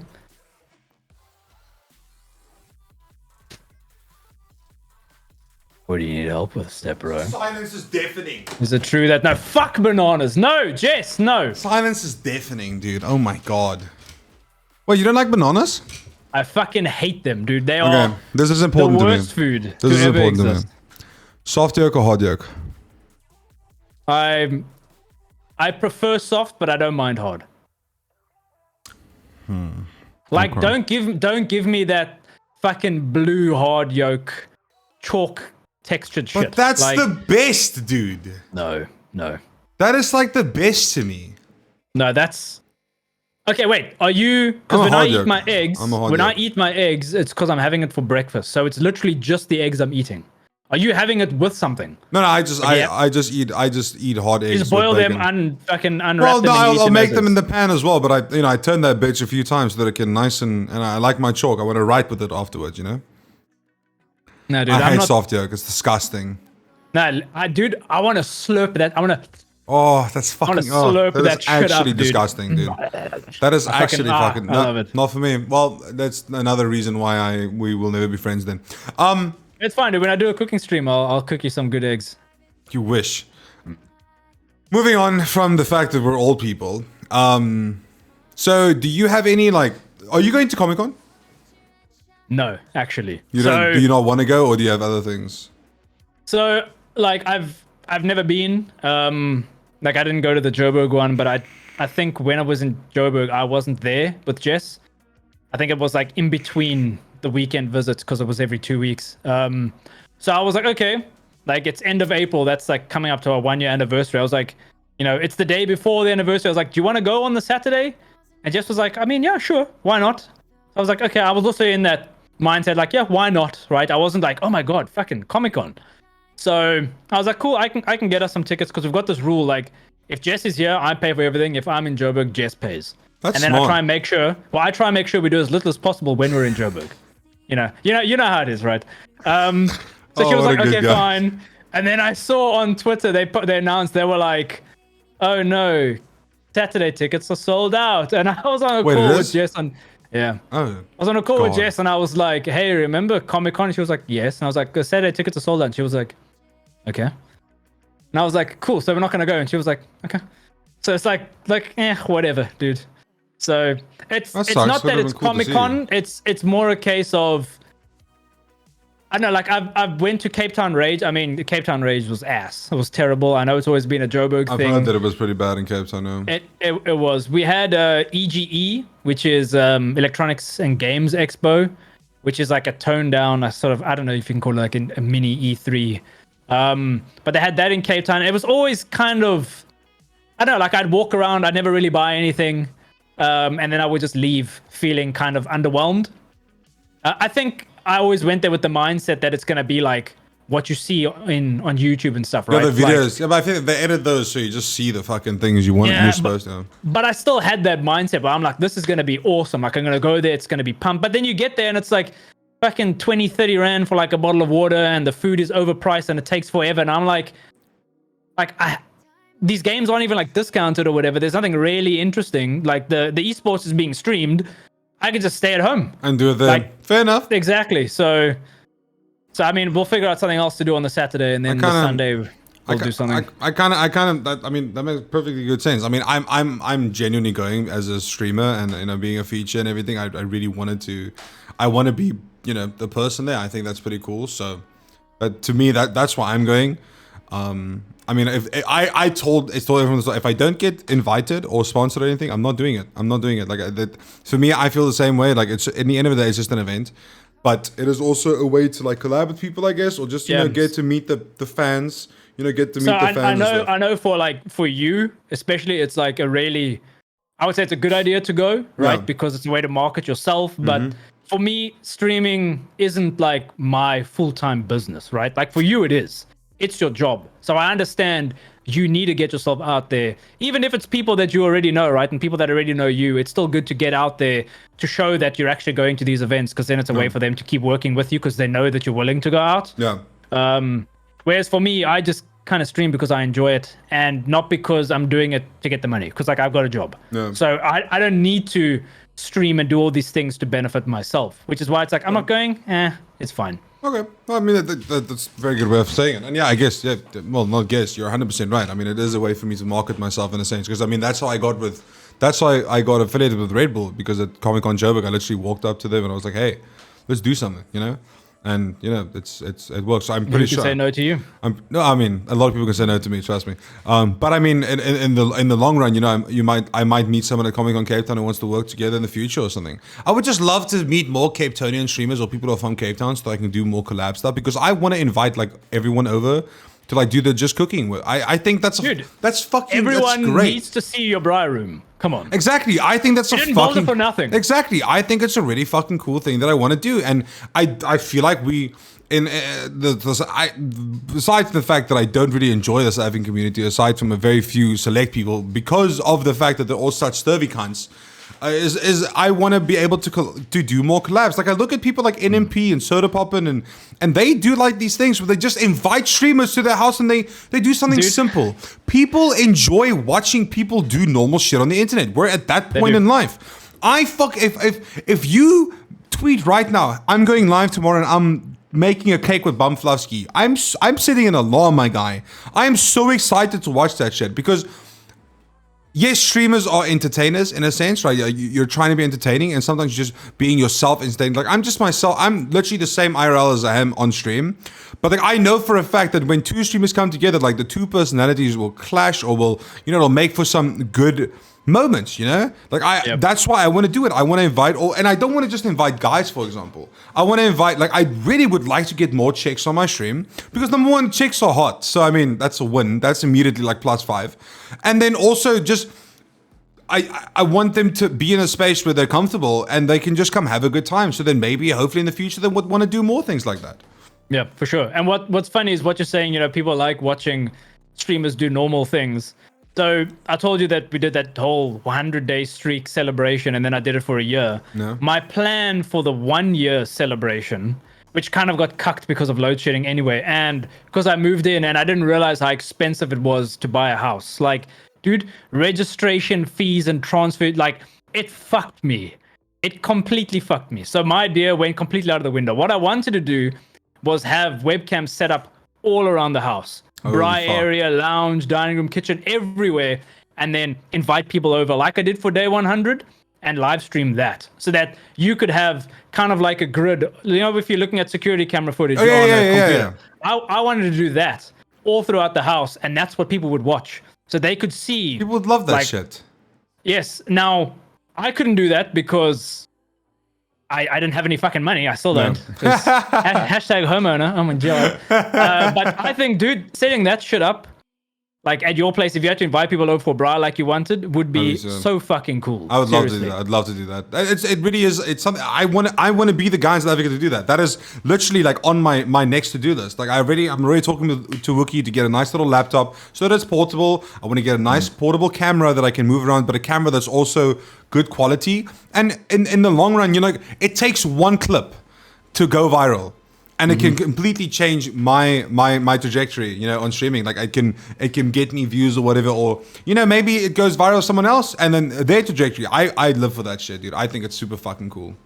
Yeah, I really like when I was leading up to day 100. I had 2 local streamers that I asked to be a part of that day, which was Lycan, the guy who rated me, who sort of like kickstarted my streaming career, if you will, and then another guy called Average Mike. And I found out because I messaged him privately and I was like, listen, this is what I want to do. You guys have been a big part of like my channel and my growth. Like, will you guys come aboard? And like, yeah, of course. And then I was like, cool, I want to thank you. Like, I want to get you like a gift or whatever. Where do you guys live? I'm like, nothing weird. Like, I'm being genuine. And they both lived like 2 minutes from me. Holy shit. So while they were streaming, I rocked up to each of their houses. I just rocked up and I was like, hello, I'm here now, while they were streaming. And we just sat and chat like you and I are doing, but like in person with them. Yeah. And yeah, people loved it, dude. Yeah, dude. People love just watching people sit and chat, which no one here is really doing. Exactly. Yeah. It's something it's also like, I used to do this in the just chatting category, but now I changed it. Actually, it was an idea from a mod, Dragon, who said, like, do it in the podcast. Like, maybe you get some more viewers. You never know. Because sometimes you just want to listen to people talk about random shit, and then you might think like you won't have any interest in this conversation, like especially the younger people. I feel like they won't really have interest in this conversation, but somehow they're still here watching and listening. And a lot of the times after I've had a guest, I get a DM on Discord or Twitter and they're like, dude, I really enjoyed that, thank you so much, just talking about X, Y, and Z, or like this scenario, whatever, or I can relate with this. And I live for shit like that, dude, because as dumb and as bland as it sounds, some people just like listening to other people talk. And I think what's funny with me is, even though I don't like going out, like I'm perfectly content just having a chat like this, dude. Yeah, it's fun. Like, I know you were like, listen, like 2 hours is enough. Like I feel like I could do this for the rest of the night, to be honest. See, that's Wookie. So yes, as much as Wookie grinds my gears, right? Me and Wookie, I called him like 30 minutes before. We spoke the entire 30 minutes. We did like a 2.5 hour session, 3 hour session. Then we still spoke for another 2 hours. We were on video call for like 5 hours, just talking. And like sometimes you just need that, and it's fun. But then obviously you want to talk about stuff that you don't really can, or you can't really talk about on stream. You talk about that off stream, because you gotta make sure when you talk shit about people, no one knows about it. So I agree with you. I would be able to like sit here and do that forever. But it also gets to a point where you don't want to drag it out too much and make the conversation not feel generic. Where I would much rather end the stream and just continue talking to you, for example, right? Like I would much rather do that, and I've done that countless times. I've done that so many times, and only recently, well, not too recent, I would say ever since I started doing this year, I feel like there's been a little bit of a growth in it. Like the first few I had like 20 viewers, and now I get like 30 viewers on these. And I mean, I get why this is low view count, because my followers don't follow me for this. They follow me for, screaming at the mic when I play CS. So if I get 30 viewers on a podcast like this, I feel I love you, but lady is in the chat. I don't want to upset her, dude. I don't want her to hate me, She already gave me permission. Go ahead. Have you ever heard of sounding? Yes. Bro, I learned about sounding yesterday. Yesterday, what? For the first time? Yes. I thought chat was trolling me, because they were like, tell him about sounding. Tell him about sounding. I was like, what the fuck is sounding? And I found out what sounding is. Would you? I don't know. I would never try. I would never, dude. Never in my life. There's no fucking chance you're putting anything in my urethra, bro. There's no shot. Dude, stretching the piss hole. Like, dude. I could never, dude. That doesn't even sound, it doesn't even sound fun in any sense. Like what, dude, what propels you to, like you're lying there, right, one day, and you're like maybe you're in bed, you're like jerking off, you're like, fuck, I want something in my dick hole, dude. Like, this isn't enough. Like, but exactly, someone must have thought of that. I need to stretch. Someone must have sat there and be like, you know what, I really want to put something down my urethra now. But why is it called sounding? That's a good question. Why is it called sounding? Like what? Where's the correlation? Why? Because it sounds like a horrible time, yes, but like Sounds painful. yeah, like how did we get to sounding as a thing? Like that's a pretty weird fucking word. Because I mean, you get like, dom and stuff like you get, but how the fuck? Someone probably had a catheter. Jeez, dude, imagine you're in the hospital, you get a catheter and you come. And you're like, sorry, I like that. What if are you allowed to masturbate in the hospital? I wonder if you're allowed to do that. Like, I mean, you can, but can you do it dude, openly? If you're there and you're there for like cancer or something, I don't think you've got any drive to masturbate anyway. Yeah, probably not, I guess. Probably not, yeah. Because, I mean, why the fuck would you? I mean, unless you know you're on your way out, maybe you want to go one more time. One last time, and you're like, stick whatever you want down there. I'm on the way out anyway. Like, who cares? Get the pins, get the thermometer, put it in there, baby. I want to feel that. I want to feel alive again. Yes, get the metal straws because I'm earth conscious, please. Holy shit. That's still insane. That is actually still insane to me that sounding is a thing. I learned a lot yesterday. I learned a lot of things yesterday about women. I heard about knife play. I heard about... Yes, I was on your stream when you were like, I don't know if I'm a sub or a dom. Yeah, because I don't know. I still don't know to this thing. And then you were like blushing. Oh, it was so cute. Stop calling me cute, bro. You're like a normal sized Hasbulla. Let's just go on. I'm already turning red already. Let's move on from that one. But yeah, it was nice to learn. Something that keeps coming up is about the banana thing. So I really want to ask you about the banana thing. So why do you like bananas so much? Fuck off. Okay, why do you hate bananas? I saw what it's saying, dude. Because they fucking stink. It's some Pooh River Africa garbage. Like, bananas don't stink though. Why do they have these little fucking tendrils sticking off of them? That's like, fruit. Why do they have that sticky... No, dude, they're fucking awful. Have you ever had a banana though? No. Would you have a banana milkshake? Well, technically, yes. I tried it once when people were like, it's not bad, it's healthy, it's got potassium, it's fucking element K, like you need this. Dude, I took a pancake and I swear to God, it was like half a tub of fucking Nutella and one thin slice of banana. And I was like, surely it's fine now. Really? Dude, I fucking hate it. Dude, it's disgusting. Banana bread? Dude, no. Anything banana related. The only banana thing I like are the dried banana slices. You know, like the ones you get in muesli and shit? Bro, but I'm going to eat it on its own. I'm not going to eat it in anything. Fuck banana bread. Fuck banana milkshakes. Fuck banana fucking peppermint sweets, the powdered shit you get from Spur. Whatever. You must have a bad experience. Did someone like try to do something to you with a banana or like... Sounding. Oh, you got sounded with a banana. Dude, imagine putting that down your... Holy fuck. Well, you really do. Well, I mean, fair enough. I can't remember the last time I had a banana. I've always thought... If I think about like fruits that are so overrated as an apple. Apples are so fucking overrated. Dude, I have never had a good apple. Right? There's never good apples. Dude, you don't get good. Thank you. Then people's like, apple juice shut the fuck up. Apple juice is not nice.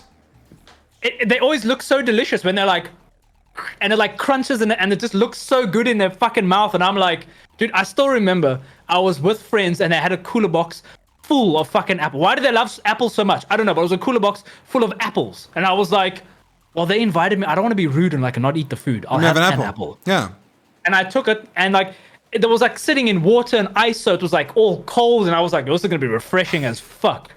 And dude, I'm like full fucking mouth going on this thing, and it was the driest shit I've ever had. Thank you. Like I'm there with them, and it was triplets, Andrew, Bruce, and Craig, ABC. I grew up with them, and I'm walking with them, and I'm like, and I put it in my hand, and I just put it in my pocket. I didn't want them to know I threw it out or spat it somewhere, so I just put it in my pocket, dude. And I walked around with a chewed apple in my pocket because I didn't want to insult them. It was awful. I hated it. What a good friend. Okay, but to be fair, yeah. I wonder if you can... I was thinking about sounding an apples, like, but there's no way you can put an apple in your penis. Unless you have like a really big Or maybe you can't.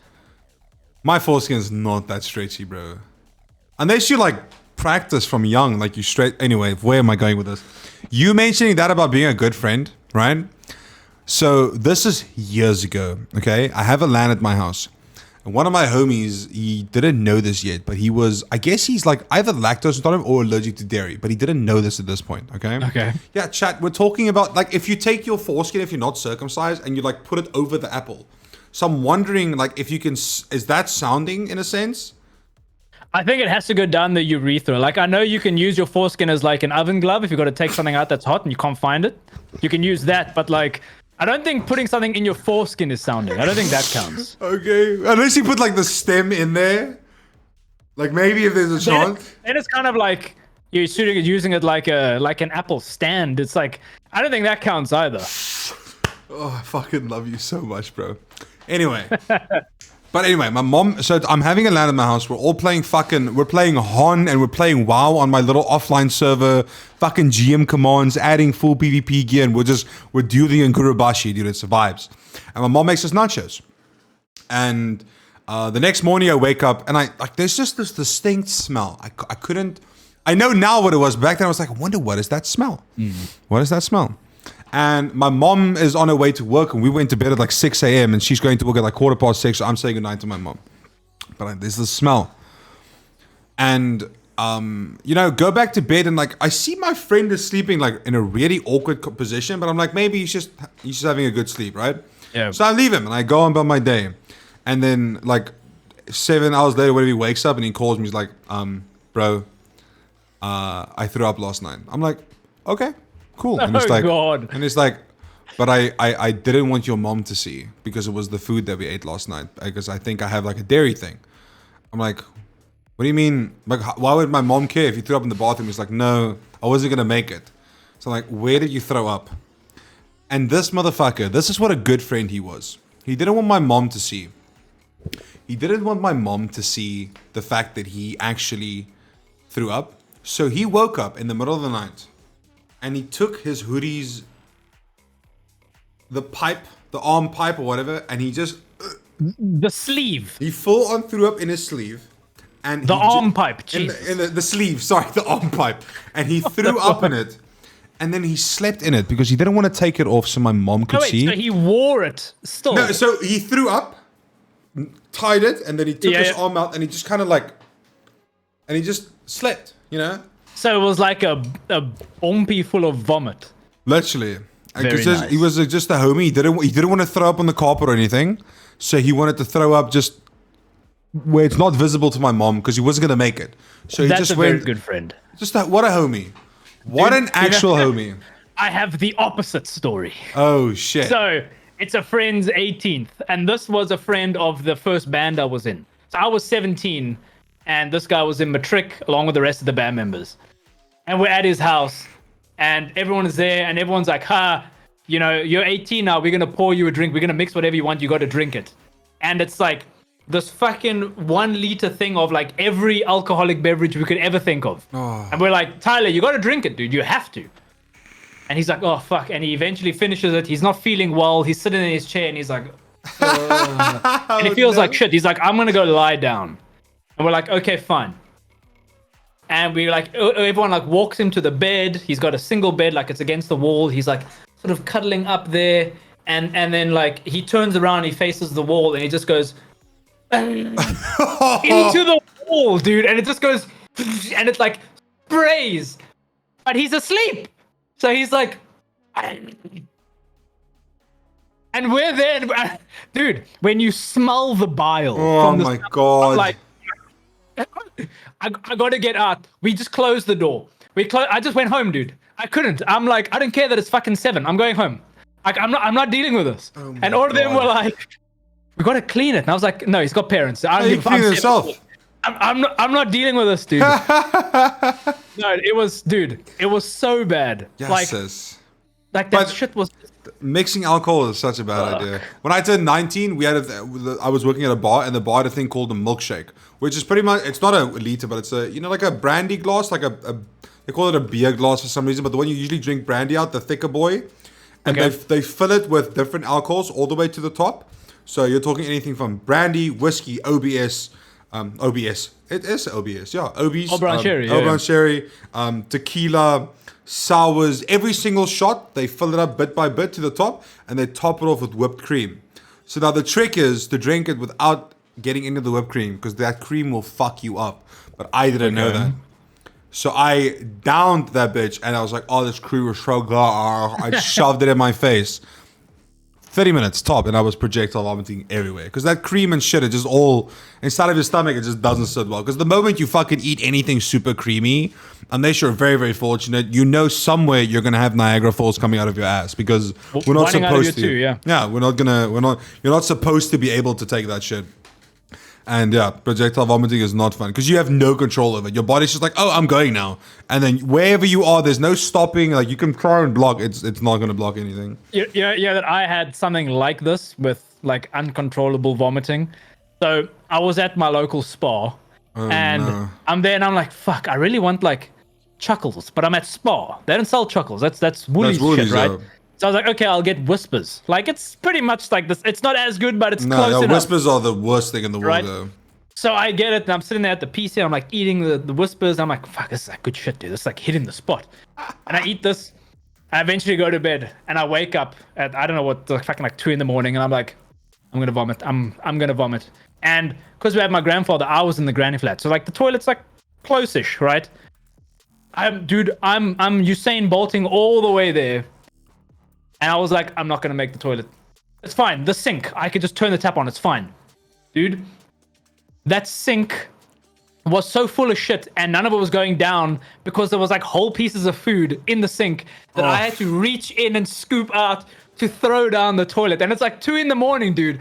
I'm there in my underwear. I'm like shaking because I've just thrown up and I'm like scooping up food to throw it down the fucking toilet. Then I'm turning on the taps. I'm like rinsing out my mouth, and I'm like, okay, like fuck Whispers. I'm never doing it again. But I survived. Oh my god, dude. And I go to bed, dude. It's like a fucking hour later. The same thing happened in the sink again. Where did the rest of the food come That's from? what I want to know. When you throw up food, when you throw up, you're like, okay, everything has to be out now. And then you go and you're like, how is there more coming out of me? And it just. All this, and it was like, it looked like chunks of chicken, but I hadn't eaten chicken. So I'm like, I don't know what my body made or where this, like, is this what's in a Whisper? Like, I don't know, dude. I just eat them. Maybe you got salmonella because there's chicken in Whispers. No, you heard it here first. Dude. Wait, you hate chicken? No, I ate chicken. I didn't eat salmon. No, salmonella, you fuckface. Okay. That's what you get. Streamer moment. I apologize. Thank you. Moving over to some questions that I actually have written for you, which is pretty cool. So a little segment I like to do where I have 2 questions for you. So the first question is the question I like to ask, which gets a little bit deep, and I want to know what's in your heart essentially. And the second question is a question that was left for you by the previous guest. So the question I have for you, and you can answer this either with your with honesty, or you can dig a bit in your emotions or whichever. So the question is, when people look at you, what do you think they see? So you can take this in 2 perspectives. You can take this as if I look at you or a complete stranger. You're walking in the street. Like, what do you think they see? A puss. I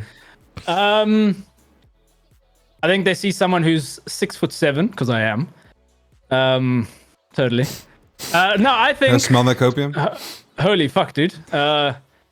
That's surprisingly fucking deep. Yeah, you can, like I said, you can answer it in any way you want, like whichever way will be best for you. Sometimes, I'll be honest, sometimes I wonder if people look at me and think, why is his ass so fat? Because I feel like my ass is too big for a guy.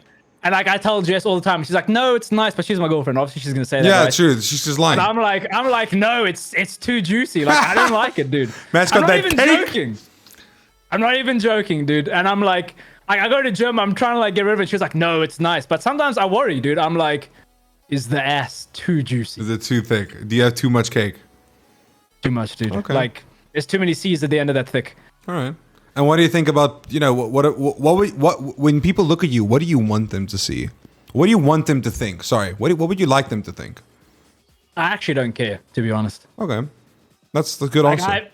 I've never really cared about what people think about me. Like, I do wonder, like, sometimes I'll walk, if I'm in the shops, right, and I'll look at my reflection, and I'm like, fuck, I should have worn these pants today, dude. Like, what the fuck is that? Like, black would have been better or something. But honestly, I don't really care what people think, ever. I don't care what people say about me. That's very admirable. That's very admirable. Like, Well, I'm very much to myself. Like, if I'm not chatting with Jess, then I'm not chatting to anyone. Pretty much. Like, I'm working or I'm playing games or I'm chatting to Jess or both. Like that. Like that's it. So, dude, if someone's talking shit about me or if someone looks at me and they think something weird, like I really don't give a shit. That's very admirable. I really like. That's a good answer. That's a really good answer. That's extremely admirable. I really wish I could incorporate that in a way in my life. Well, I hope to one day incorporate that. Maybe I need to hit 30 like you, and then I'll be fine. Maybe you hit like a wall of like not caring. Yeah, dude. I do wonder. Like I've sat and I wondered before. Like, where did that come from? And I was like, it was a random thought, but I was like, I wonder if it's because I like metal. And like people are always like, metal's evil, metal's this, and I'm like, no, it's not. I don't care what you think about it. Maybe I know it's not satanic, right? Yeah. Like that's just what you think, but you don't know any better. And sometimes I wonder, I'm like, is it because of that I've sort of adopted that into who I am? And I'm like, no, I don't care what you think, because I know it's wrong. I love that. I honestly, I really admire that. Like, it's something I look up to you in that sense, because it's really something that I'm working on as well, and it's something that I really would like to, going forward. I would really want to adapt that mentality, because it affects you in like ways you'd never think. Like just going to the store, for example, and it's been much better for me in the last year for obvious fucking reasons. But I think that's really admirable. And that's a good answer. It's a very, very good answer. Well, how's your confidence feeling now that you've been on this health a lot trend? Like it really has increased. Like I'll tell you that where in sense, like I would not even go to like the garage to throw in petrol at all. I would just suffer in silence, or I'd wait till my parents come visit me once every 6 months, be like, hey, don't you want to go throw in petrol with me, like stuff like that. Now I'm like, fuck yeah, because I can get in my car and I can get out of it without it being a struggle, like there's space, I can move around. I'm pretty sure I can build a house in there at this point with the amount of space there's, like, and just everything. So I definitely have a lot more confidence. For example, with the Bri Room, like when that guy asked me about going to buy the tiles, I would never have done that a year ago. Never. I would have been like, no, fuck, take photos, send it to me, But now I'm like, fuck yeah, let's go. I that is definitely, my confidence increased a lot. I'd really like to meet someone. And people always say you should stop looking, then you'll find someone, but I didn't believe in that bullshit. So I would love to meet someone, to like share these ideologies and things like that. So that's something I'm working on, and I feel like with more confidence that can only become not easier, but it can become more, I don't know how to explain it.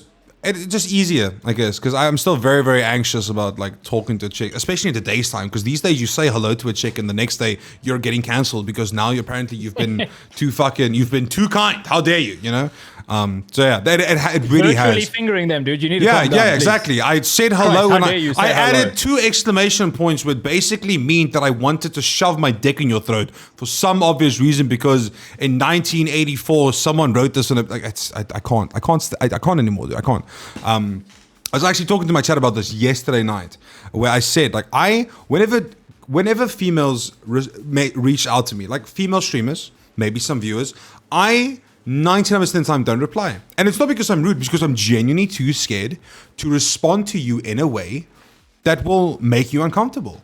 When I started this podcast thing, I reached out to, Duck, I probably sent like, I want to say 15 females messages, inviting them, essentially like, hey, I'm doing this, with links of like me doing it previously and stuff like that. And out of all of them, only 2 responded with yes. Everyone else had the same type of story where they didn't feel comfortable with it, because I was the host as the guy, which is, I respect that, that's fine. Or they've had experience where they've done something like this and the guys made them feel uncomfortable in a sense of like putting them in situations of making them answer questions that they really didn't want to, and then they didn't stop. Like they would keep pushing the scenario, or they would keep pushing keep forcing the issue. And for every single chick that sent me that, I wrote out like a full-on Bible verse of like, apologies for whoever the fuck did that to them. I promise that I would never do that. And if they're ever comfortable to come on, please, by all means, please come onto my stream and let's have a talk. Because I genuinely just want to talk to people and I want to get to know them and like have a chat. Like we said earlier, just have a fucking chat, dude. Just have a chat. But yes, all in all, confidence level has increased quite a bit. Good, man. Happy to hear that. The Comic-Con in Joburg definitely was a good testament to that, because there's no shot in hell I would have gone to Comic-Con in 2022 if I was still weighing 274 kilograms. There's no shot. I weigh 160 I weigh 165 kgs now. I'm 109 down. Like, I feel on top of the world. Massive, dude. That That's is. like that is such an accomplishment. Yeah, dude, I was literally 25 kgs from having my own TV show at this point. Like, my 600 kilogram life, or whatever the fuck, you know? Like, actually. So, it really... And that's a confidence boost for myself in a big sense. And the thing is, like, there's no shortcut to this, right? I mean, technically, like, if you go for liposuction or whatever, but yeah, like, there's no shortcut. This is all your hard work. Oh yeah, to get you, which again is going to bump up your confidence level. It's so weird. We talk about this now this week. Someone pulled up a clip of like something I wanted to look at, and dude, you should see this clip. I literally don't have a neck, Duck. I don't have a neck. Like, I'm just this pudgy boy, dude. Dude, you rated Grizzly, what was it, yesterday? And his shout out was a clip of you with the Venetum logo. And even there, I know. Dude, even there, it's like the difference is fucking astonishing.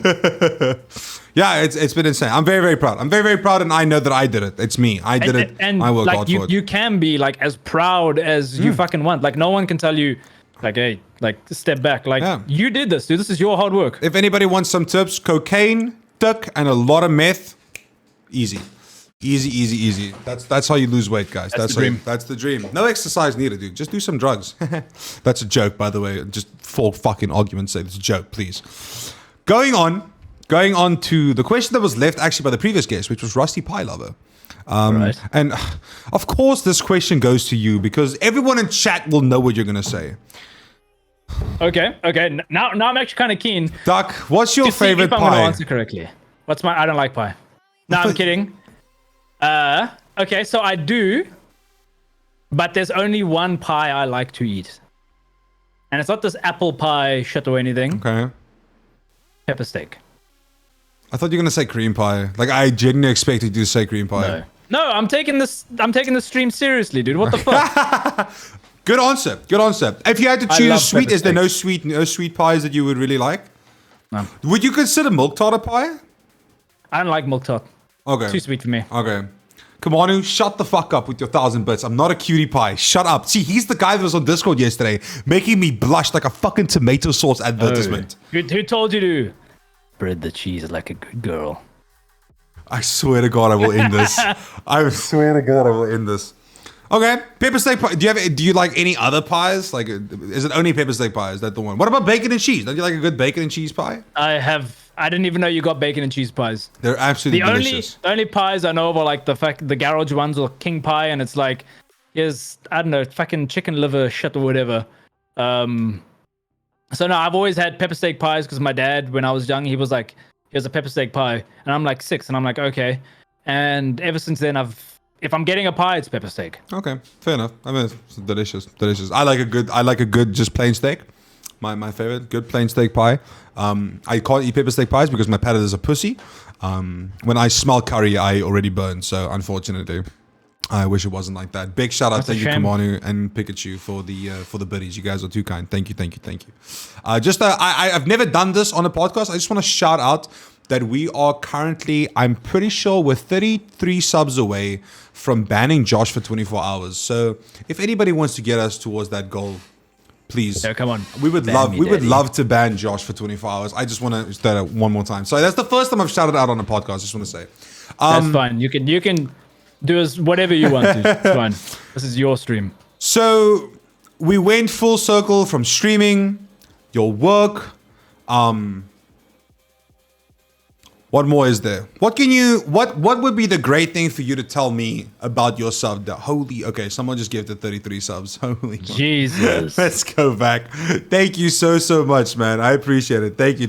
Okay, everyone's gifting subs now. Okay. Duck, we have a hype train. This is where stream mode activates. Well, dude, we've just hit it, so I have to go now. No, you're not going anywhere. Where's Josh? Type something. Goodbye, motherfucker. See you in 24 hours. I'm so excited. You know, I'm making it more than 24 hours. There you go. He's gone, baby. We did it, chat. Good job. Thank you. We banned Josh, and ironically, his name is Josh as well. So, good time to wrap it up, I guess. What is your... This might be a difficult question to answer, and I completely understand if you cannot answer it, but I would love for you to just give me some. What's your favorite band? Not even band. Maybe even vocalist. That is a difficult question. Yeah, and I know because you're a musical person, so I kind of I get that. I mean, you know mine. You probably know mine. Yeah, it's no, Andy. Andy's yours. Yeah. There you go. Okay. Yeah, that is tough. Obviously, Wall Ramos from Lorna Shore is fucking phenomenal. I think I can listen to that guy's. Yeah, I mean that's. I can listen to Wall anytime. Can't think of his name now, but the vocalist from Shrine of Malice also just hits there. There's, I think it's Ben from Shadow of Intent. So there's like if I'm really in the mood to listen to something fucking heavy, it's either Lorna Shore or Shrine of Malice are gonna be like the current go-tos. But okay. You know, Trevor from Black Dahlia Murder is like iconic, and I'm sad I never watched them when they were down in Cape Town. Yeah, Andy was in Cape Town as well, and I was too fat and too anxious to go because they were literally in Cape Town. I was like, fuck, did I have to go watch? They were. And you never know if they're gonna come down again. No, he said that the monuments will probably come down again sometime, and if that happens, he's coming to my house. We're Brian. I told him, and he's like, it's so weird, Duck, and this is my flex. I don't give a fuck what anyone says. I talk to Andy almost on the daily. On Twitter, I see. That's so cool to me. That he's literally my hero. His music has kept me alive, quite literally, and his voice. I listen to him every single day, dude. So the fact that I can talk to him, to me, is mind blowing, dude. Dude, his Sumerian Records audition, so good. Like the guy who was in the last band with me, he sent it to me. He was like, dude, just listen to this guy's voice, and I was fucking. I don't know how many times I've watched that video. I know that he came out with the full track, but I prefer the audition tape. I just think it's so fucking. It's good. Like him from first to last when he did the from first to last cover. If you listen to the studio version is great, but the live version that he does the one take is so good. Every time they release an album with Monuments, with Termina, Makari, Wonder, and now recently Dearest, he does these one takes where he just sings the song, and it's always so fucking good. Always. Absolutely always. I would love to throw it over to chat because I did see that come through. I kind of forgot about that. I'm not going to lie to you, Pikachu. But if anybody in chat has any questions. No. I love chat. Chat's my boys. We love chat. If there's any questions from chat for either me or Duck, please know that Duck is he is the guest today. So if you have any questions towards him, please throw it his way. I would love to get you guys involved. If you have watched this far on the YouTube channel, just type I have a small penis in the comments and I will give you some fatties in chat. I would love that. Which was that audition that Andy did? It was for Sumerian Records. Records, is that the right name? How you say it? Sumerian, yeah. There you go. There was just if you guys want to go check Andy Sizik on YouTube, you can also go look at my YouTube channel because I did a 3-hour podcast with him. I have his logo tattooed on my arm that you might not be able to see, and also the Bring Me the Horizon umbrella, obviously. Dude, talking about music flexes. So do you know? Okay, they've changed their name. What are they now? Go on. I'm trying to think of their name now because it's changed. It's not Electric Callboy. Do you know Electric Callboy? Yes, I do know. I don't know them great. I don't know everything, but I know. But you know of them. Yes, I like their music. It's fun. It's fun metal. So they were Eskimo Callboy. Eskimo Callboy. Yes. And in one of the bands that I was in, Eskimo Callboy came down to South Africa for a tour, and my band was the main act headlining with them or opening for them in Joburg and Cape Town. First show was in Joburg. Flew up there, hung out with them, drove all around Joburg with them. I spent probably the most time with the one vocalist and the drummer, and we were just talking music, dude. That's it. Me and the drummer, we just spoke about drums. Then they flew down to Cape Town the next day, so it was a Friday and a Saturday. Flew down to Cape Town the next day, played at Mercury with them. And then we all went to a buddy's house and we had a braai with him. And we were just hanging out with Eskimo Callboy. That's so fucking friends house having a braai. You'll never forget that. You know that you're literally gonna carry that for the rest of your life, and that is so fucking cool. I really don't think these big bands, especially if they have such an influence of music, they don't understand the impact they have on people sometimes. It's something so small. But back then when I was on Facebook, I added the drummer and he was like, hey, good to hear from you again. And I was like, holy fuck, he remembered who I was. Exactly. That's how you feel. This is so cool. I fucking love it, dude. I love it. Miss Pikachu says to both of you, what was the first game you ever played? I hope you didn't ask this before. Yes, sis. How the fuck am I? Hello. The first game I ever Mine played. was probably Super Mario on like back then it was called TV games. We called it TV games. You would like go to fucking Lewis stores and it would be like 300 rand and you buy like these little chips of just millions and millions of games. And mine was 100%. 100% was probably Super Mario because my brother put it on for me. Fuck, I think mine was Wolfenstein 3D. I remember that as well. Wolfenstein was good. Played. Yeah, those were good games. Those are good. My favorite game of all time, if that is a question you wanted to ask, I know Duck's answer will be exactly the same. My favorite game of all time will be World of Warcraft, 80 day. If I could play one game for the rest of my life, World of Warcraft, without that. So this is where it gets difficult because WoW is pretty much the longest game I've been playing. I've been playing it since 2007. But I fucking love the God of War series. Okay. I played God of War 1 at a friend's house on his PS2, and that sort of kickstarted my love of mythology, and that was the inspiration for my entire sleeve, was God of War and Greek mythology. Yeah, the next question is actually, what is your favorite part of the sleeve? What is your favorite part? It's a toss-up between what's on my shoulder, if you want to see, and then what's on the forearm. I think. But tell us, you fuck nut. That's why we asked you. Well, how the fuck? What's the favorite part? I thought you just meant like how it looks. How the fuck must I know? Do you not have a favorite part of your sleeve? Like, is there no part like, damn, I really? Oh, it's used like everything. Yeah, but now you're asking me to explain the backstory, dude. You don't have to explain the backstory. Just explain what part the favorite is and why it's your favorite. Because I like the way it looks. It's that simple. So you can see here, it looks cool. That's the chick from God of War, right? No, it's not a woman. Fuck. But it looks like the chick from God of War, the statue They're chick. Greek. They all look like women. What the fuck? Okay, my bad. Okay. Just because it looks, look, it's Helios. He's the god of the sun. Okay. So cool, and you see the rays are like rays of the sun. It looks like Jesus. It looks cool. It does. And then this over here is Poseidon, and he just looks fucking badass. Why didn't you have Zeus on there? I do. He's fucking here, dude. Oh, there he is, dude. I was like, how can you have him but not him? Yeah, but you see, That's actually wait. That's actually so fucking sick, though. But look, dude, you understand? He's the god of the sun, so he's on the top of my arm because of where the sun is, right? Okay. Then I've got Zeus over here on the inside. Thunder god.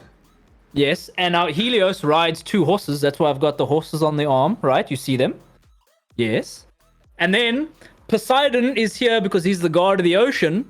So he's at the bottom of my arm. Oh. And then I've got Hades on this side, god of the underworld, also at the bottom. Oh, fucking did you actually think it out yourself? Or did you this is so weird. I don't know if this is weird, but did you design your tattoo yourself or? So I had the concept. It took me fucking years because I was like, it has to be Greek gods. I love Greek mythology. I think it's really cool. Playing the God of War games, like this is amazing. And I was like, okay, I wanted to kind of flow from top to bottom down my arm in terms of gods. And I was like, we've got Helios and we're gonna have Zeus and it's gonna flow down. And then I was like, in Greek mythology, they've got the river Styx when they're going to like the underworld. So I wanted to incorporate that on my arm. And I go to my artist and I'm like, I've got all these pictures that I've printed. And I'm like, cool, put this on me. And he was like, this is an arm. It doesn't work this way. And I'm like, oh shit. And he was like, but I love the concept. It's really cool, but we're going to change it up a bit. So instead of having like, instead of having the river Styx and the boat and all of this, we're going to have the faces. But we can only do 4 because your arm has like 4 quadrants, right? So 1, 2, 3, and 4. And I was like, okay, cool. And then it's like, okay, well, now we've got to decide who's going to be on there. So I was like, okay, well, Helios, because we used, if you can see, we used negative space to kind of make the rays. Okay. Like the rays of light is where we didn't tattoo. Okay. If that makes sense. So I was like, I have to have that on here. You got to have Zeus. It's Zeus. It's iconic, it's Zeus. Right? It has to be the one. And then you got to counter that with Hades. And then I was like, okay, well, then let's put Poseidon on as well because he just looks badass. And then that's how it came together. And so we started off, this was like 26 hours or something. But I did outlines of everything in like 2 months because it's fucking expensive. Like back then it was like 900 Rand an hour. And I was earning peanuts, dude. I was earning peanuts. So holy fuck. 6 hours it looks to really outline. sick though. Thank you. I'm very, very happy with That it. So looks like really 6 nice. hours to outline the whole arm, and then like I did bit by bit, and then I sort of just left it. Like I had the whole top half that still needed to be finished, but it was always covered by like my shirts, and I was like, I'll get to it when I get to it. Like I'm saving up for the house. Like I'll finish it when I eventually finish it, like whatever. And I went to sleep one night and I dreamt that he had moved to London. And I was like, oh, fuck. Now I have to ask someone else to finish my tattoo. And everyone was like, nah, dude, tattoo artist Creed. We don't work on each other's tattoos. Yeah. And I was like, oh my fuck. Like, it's never going to be finished. Dude, I messaged him the next day and he was like, hey, bro, yeah, I'm still here, of course. And I was like, book me in for your next session. I don't care. Just book it in. And I went and I got it finished. Like, just like that. Looks really sick, though. I was so scared, dude. It looks absolutely wonderful. I think like yours flows. It's really, really sick. I would one day want to add more, but I don't know what I want to add. But I'll think about it. Insane asked a very good question, which is, Yes. when is the next drum stream? That is a good question. So the rooms that in the house all have carpets, and I've got dogs, and dogs and carpets don't Match, yeah. They don't work very well. don't go well together. So the new flooring is being put in next week, Thursday. Ooh, nice. Enjoy that. And then I can't wait. And then the room's gonna move around a bit. So I don't know why. I think I put the desk here because I've got this bookshelf of like game collector's editions behind me, but you can't really see what's on there that well because I'm in the way anyway. So I'm gonna move the desk to here, and then the drums are gonna go over here. Because right now they're behind me, and it's such a lust to set them up, and then I've got the chair in the way, so I can't have them set up and sit at my desk, so I've got to do one or the other. So you want to make it a bit more practical, essentially, to just do it whenever you want. Exactly. Instead of it being like a big setup every time. So I'm going to set that up next weekend. Once we move it, then I can do the drum streams again. There you go. We'll get a drum stream. I see we got one more. Let's pop into the final question for the night, which is from the Garu. It says, for both of you, they say you learn something new every day. What did you learn yesterday? God, okay. What did I learn yesterday?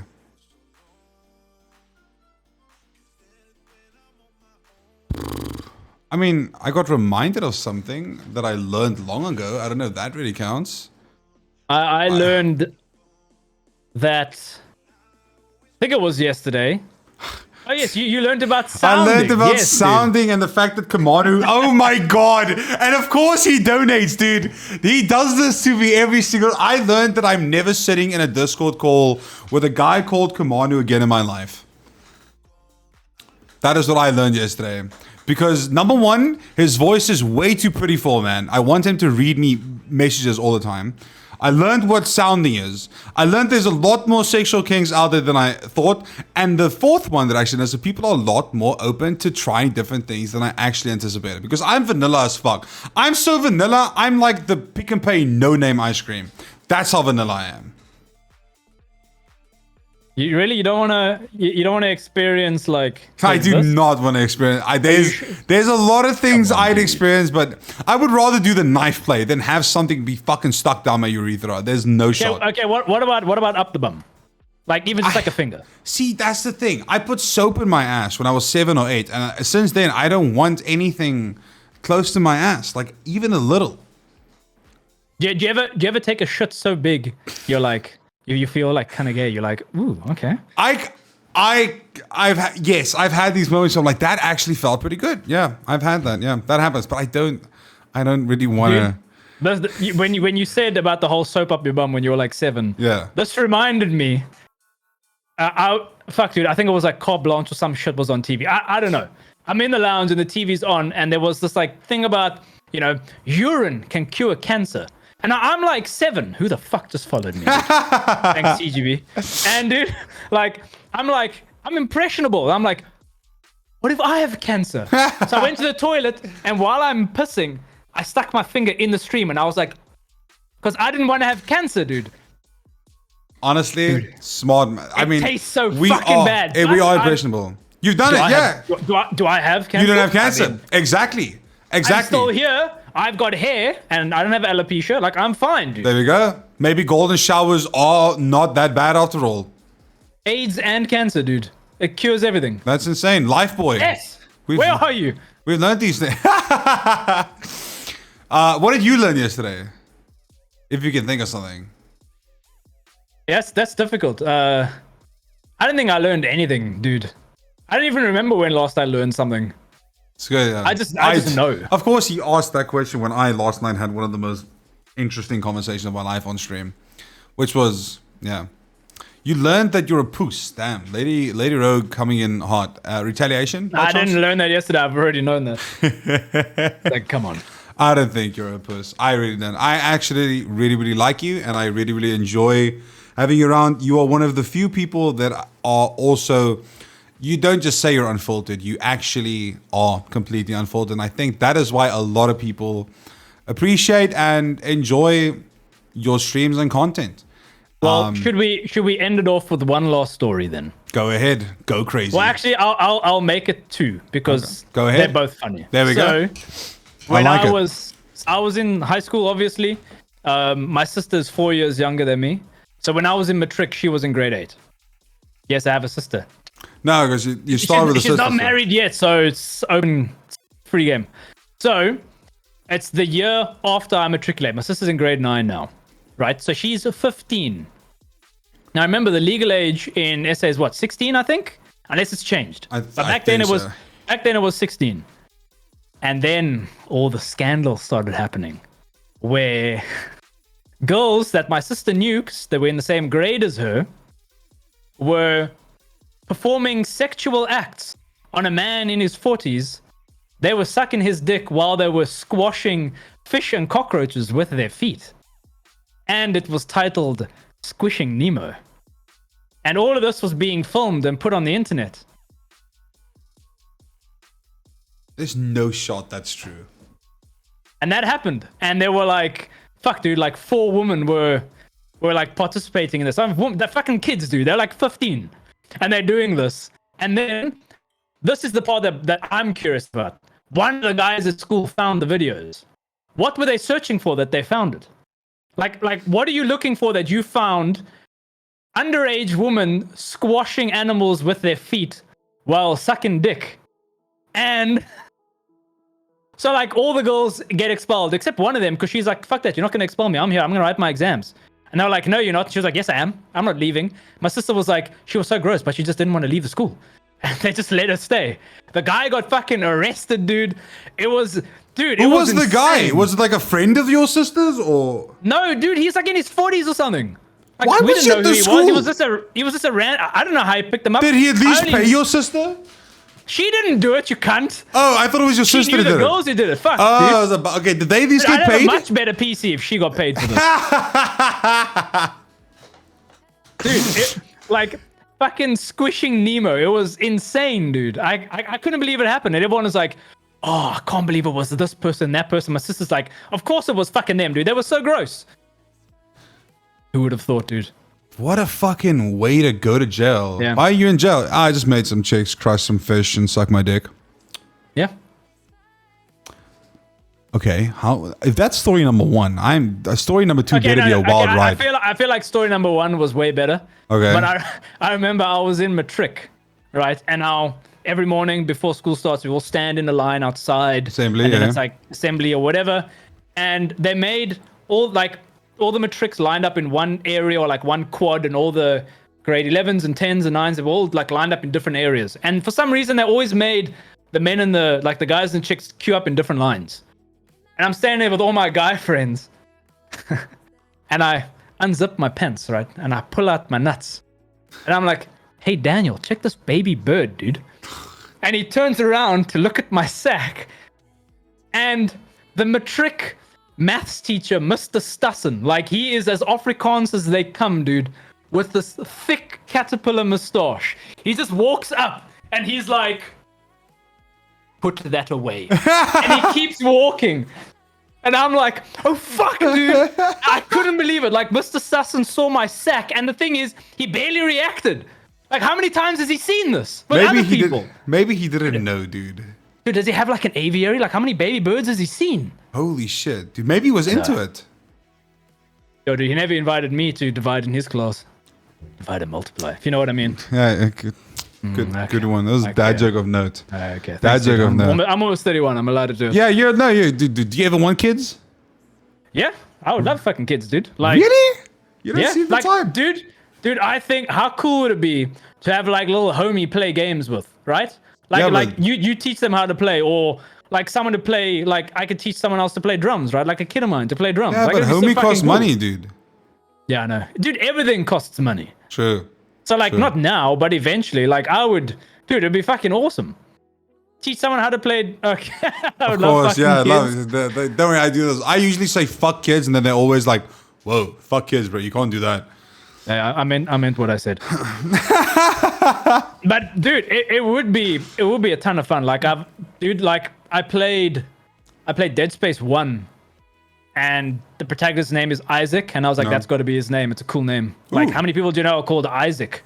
I just think it's a cool name. That is a cool name. Isaac I was Knuckle. like- That's a cool name.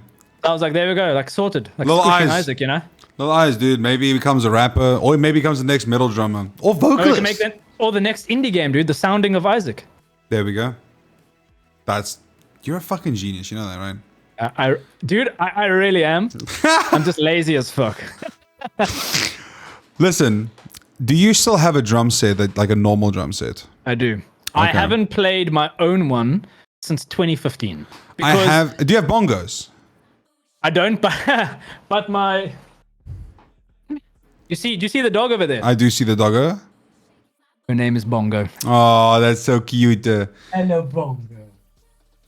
Yeah, so that's Bongo is bongos. on. I don't have bongos, but I have that Yeah, bongo. you have but bongo. But if you try and bang that one, I'm gonna kill you. I will not bang bongo, I promise. I have an idea that I'm going to run by you, and I'm asking this live so I can talk to you about it at another time off right. stream to bait some views. Duck, this has been absolutely fucking insane. It was really, really nice getting to know you and talk to you a little bit. Your stories are absolutely exquisite. I would like to give a huge shout out to everyone on Twitch chat, everyone who gifted subs, followed, enjoyed the conversation, and just listened. One of the mods, if you are there, can we please get what I'll actually do? I'll give you the biggest shout out to our boy at DuckKnuckle. And DuckKnuckle ZA, by the way, guys. DuckKnuckle ZA. God, I hate to say that. We also have his link and everything pinned in the channel. This will be up on YouTube soon. You guys can go watch the video. If you watch this far, make sure that you click or like, subscribe, and just do it for me, please. I need more views. I'm a struggling streamer. I'm the biggest tuner in the country. Number one subbed tuner in South Africa, by the way. Really appreciate you. Thank you very much for being here. Thank you for your conversation, and thank you to chat for being here as well. The red carpet's yours, bro. Shout out whatever you want. Talk about whatever you want as one last little ode, and we'll piece it. Yeah, I mean, just honestly, thank you for having me. Like, you really are. You're honestly, for me, you're probably the most successful streamer here in SA because you just seem so genuine with what you're doing. You seem to be like, if you look at streamers out in like the US and Europe, like I feel like you are kind of embodying that here, and you are becoming kind of, I wouldn't call it an icon because that seems a little too much, but in terms of, you know, you think of SA streamers, like you are, I'd say, almost a household name when it comes to Twitch here in SA. And I love what you're doing. I remember your fucking video about going full-time, the whole Discord skit that you had.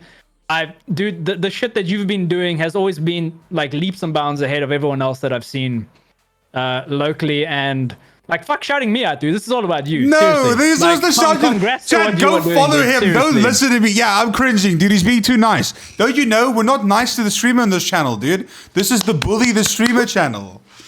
We're breaking the norm here, dude. Come on. Thank you. That is incredibly kind of you. I Thank really you appreciate for it. having me. Like, I appreciate being here. I've loved the conversation. It didn't feel like it's been 2 hours at all. I could definitely do this. I can keep doing this. I've loved the chats. Everything has felt organic. I know I asked you, I was like, you know, do you need me to prep or anything? And you were like, no. And I was like, okay, cool. And this is my first time doing this, but it's been so much fun, and I've honestly loved being here, dude. Absolute PSA, the next cooking, or one of the next cooking with streamers will be with DuckKnuckle at my house. I make that promise to not only you, chat, but also to DuckKnuckle. We will set it up and we will have a cooking with stream, or cooking with streamers, and we'll have DuckKnuckle, and we will think of something we can make after my surgery, so I can actually eat it, and I can So actually... it'll be soft-boiled eggs and bananas, dude.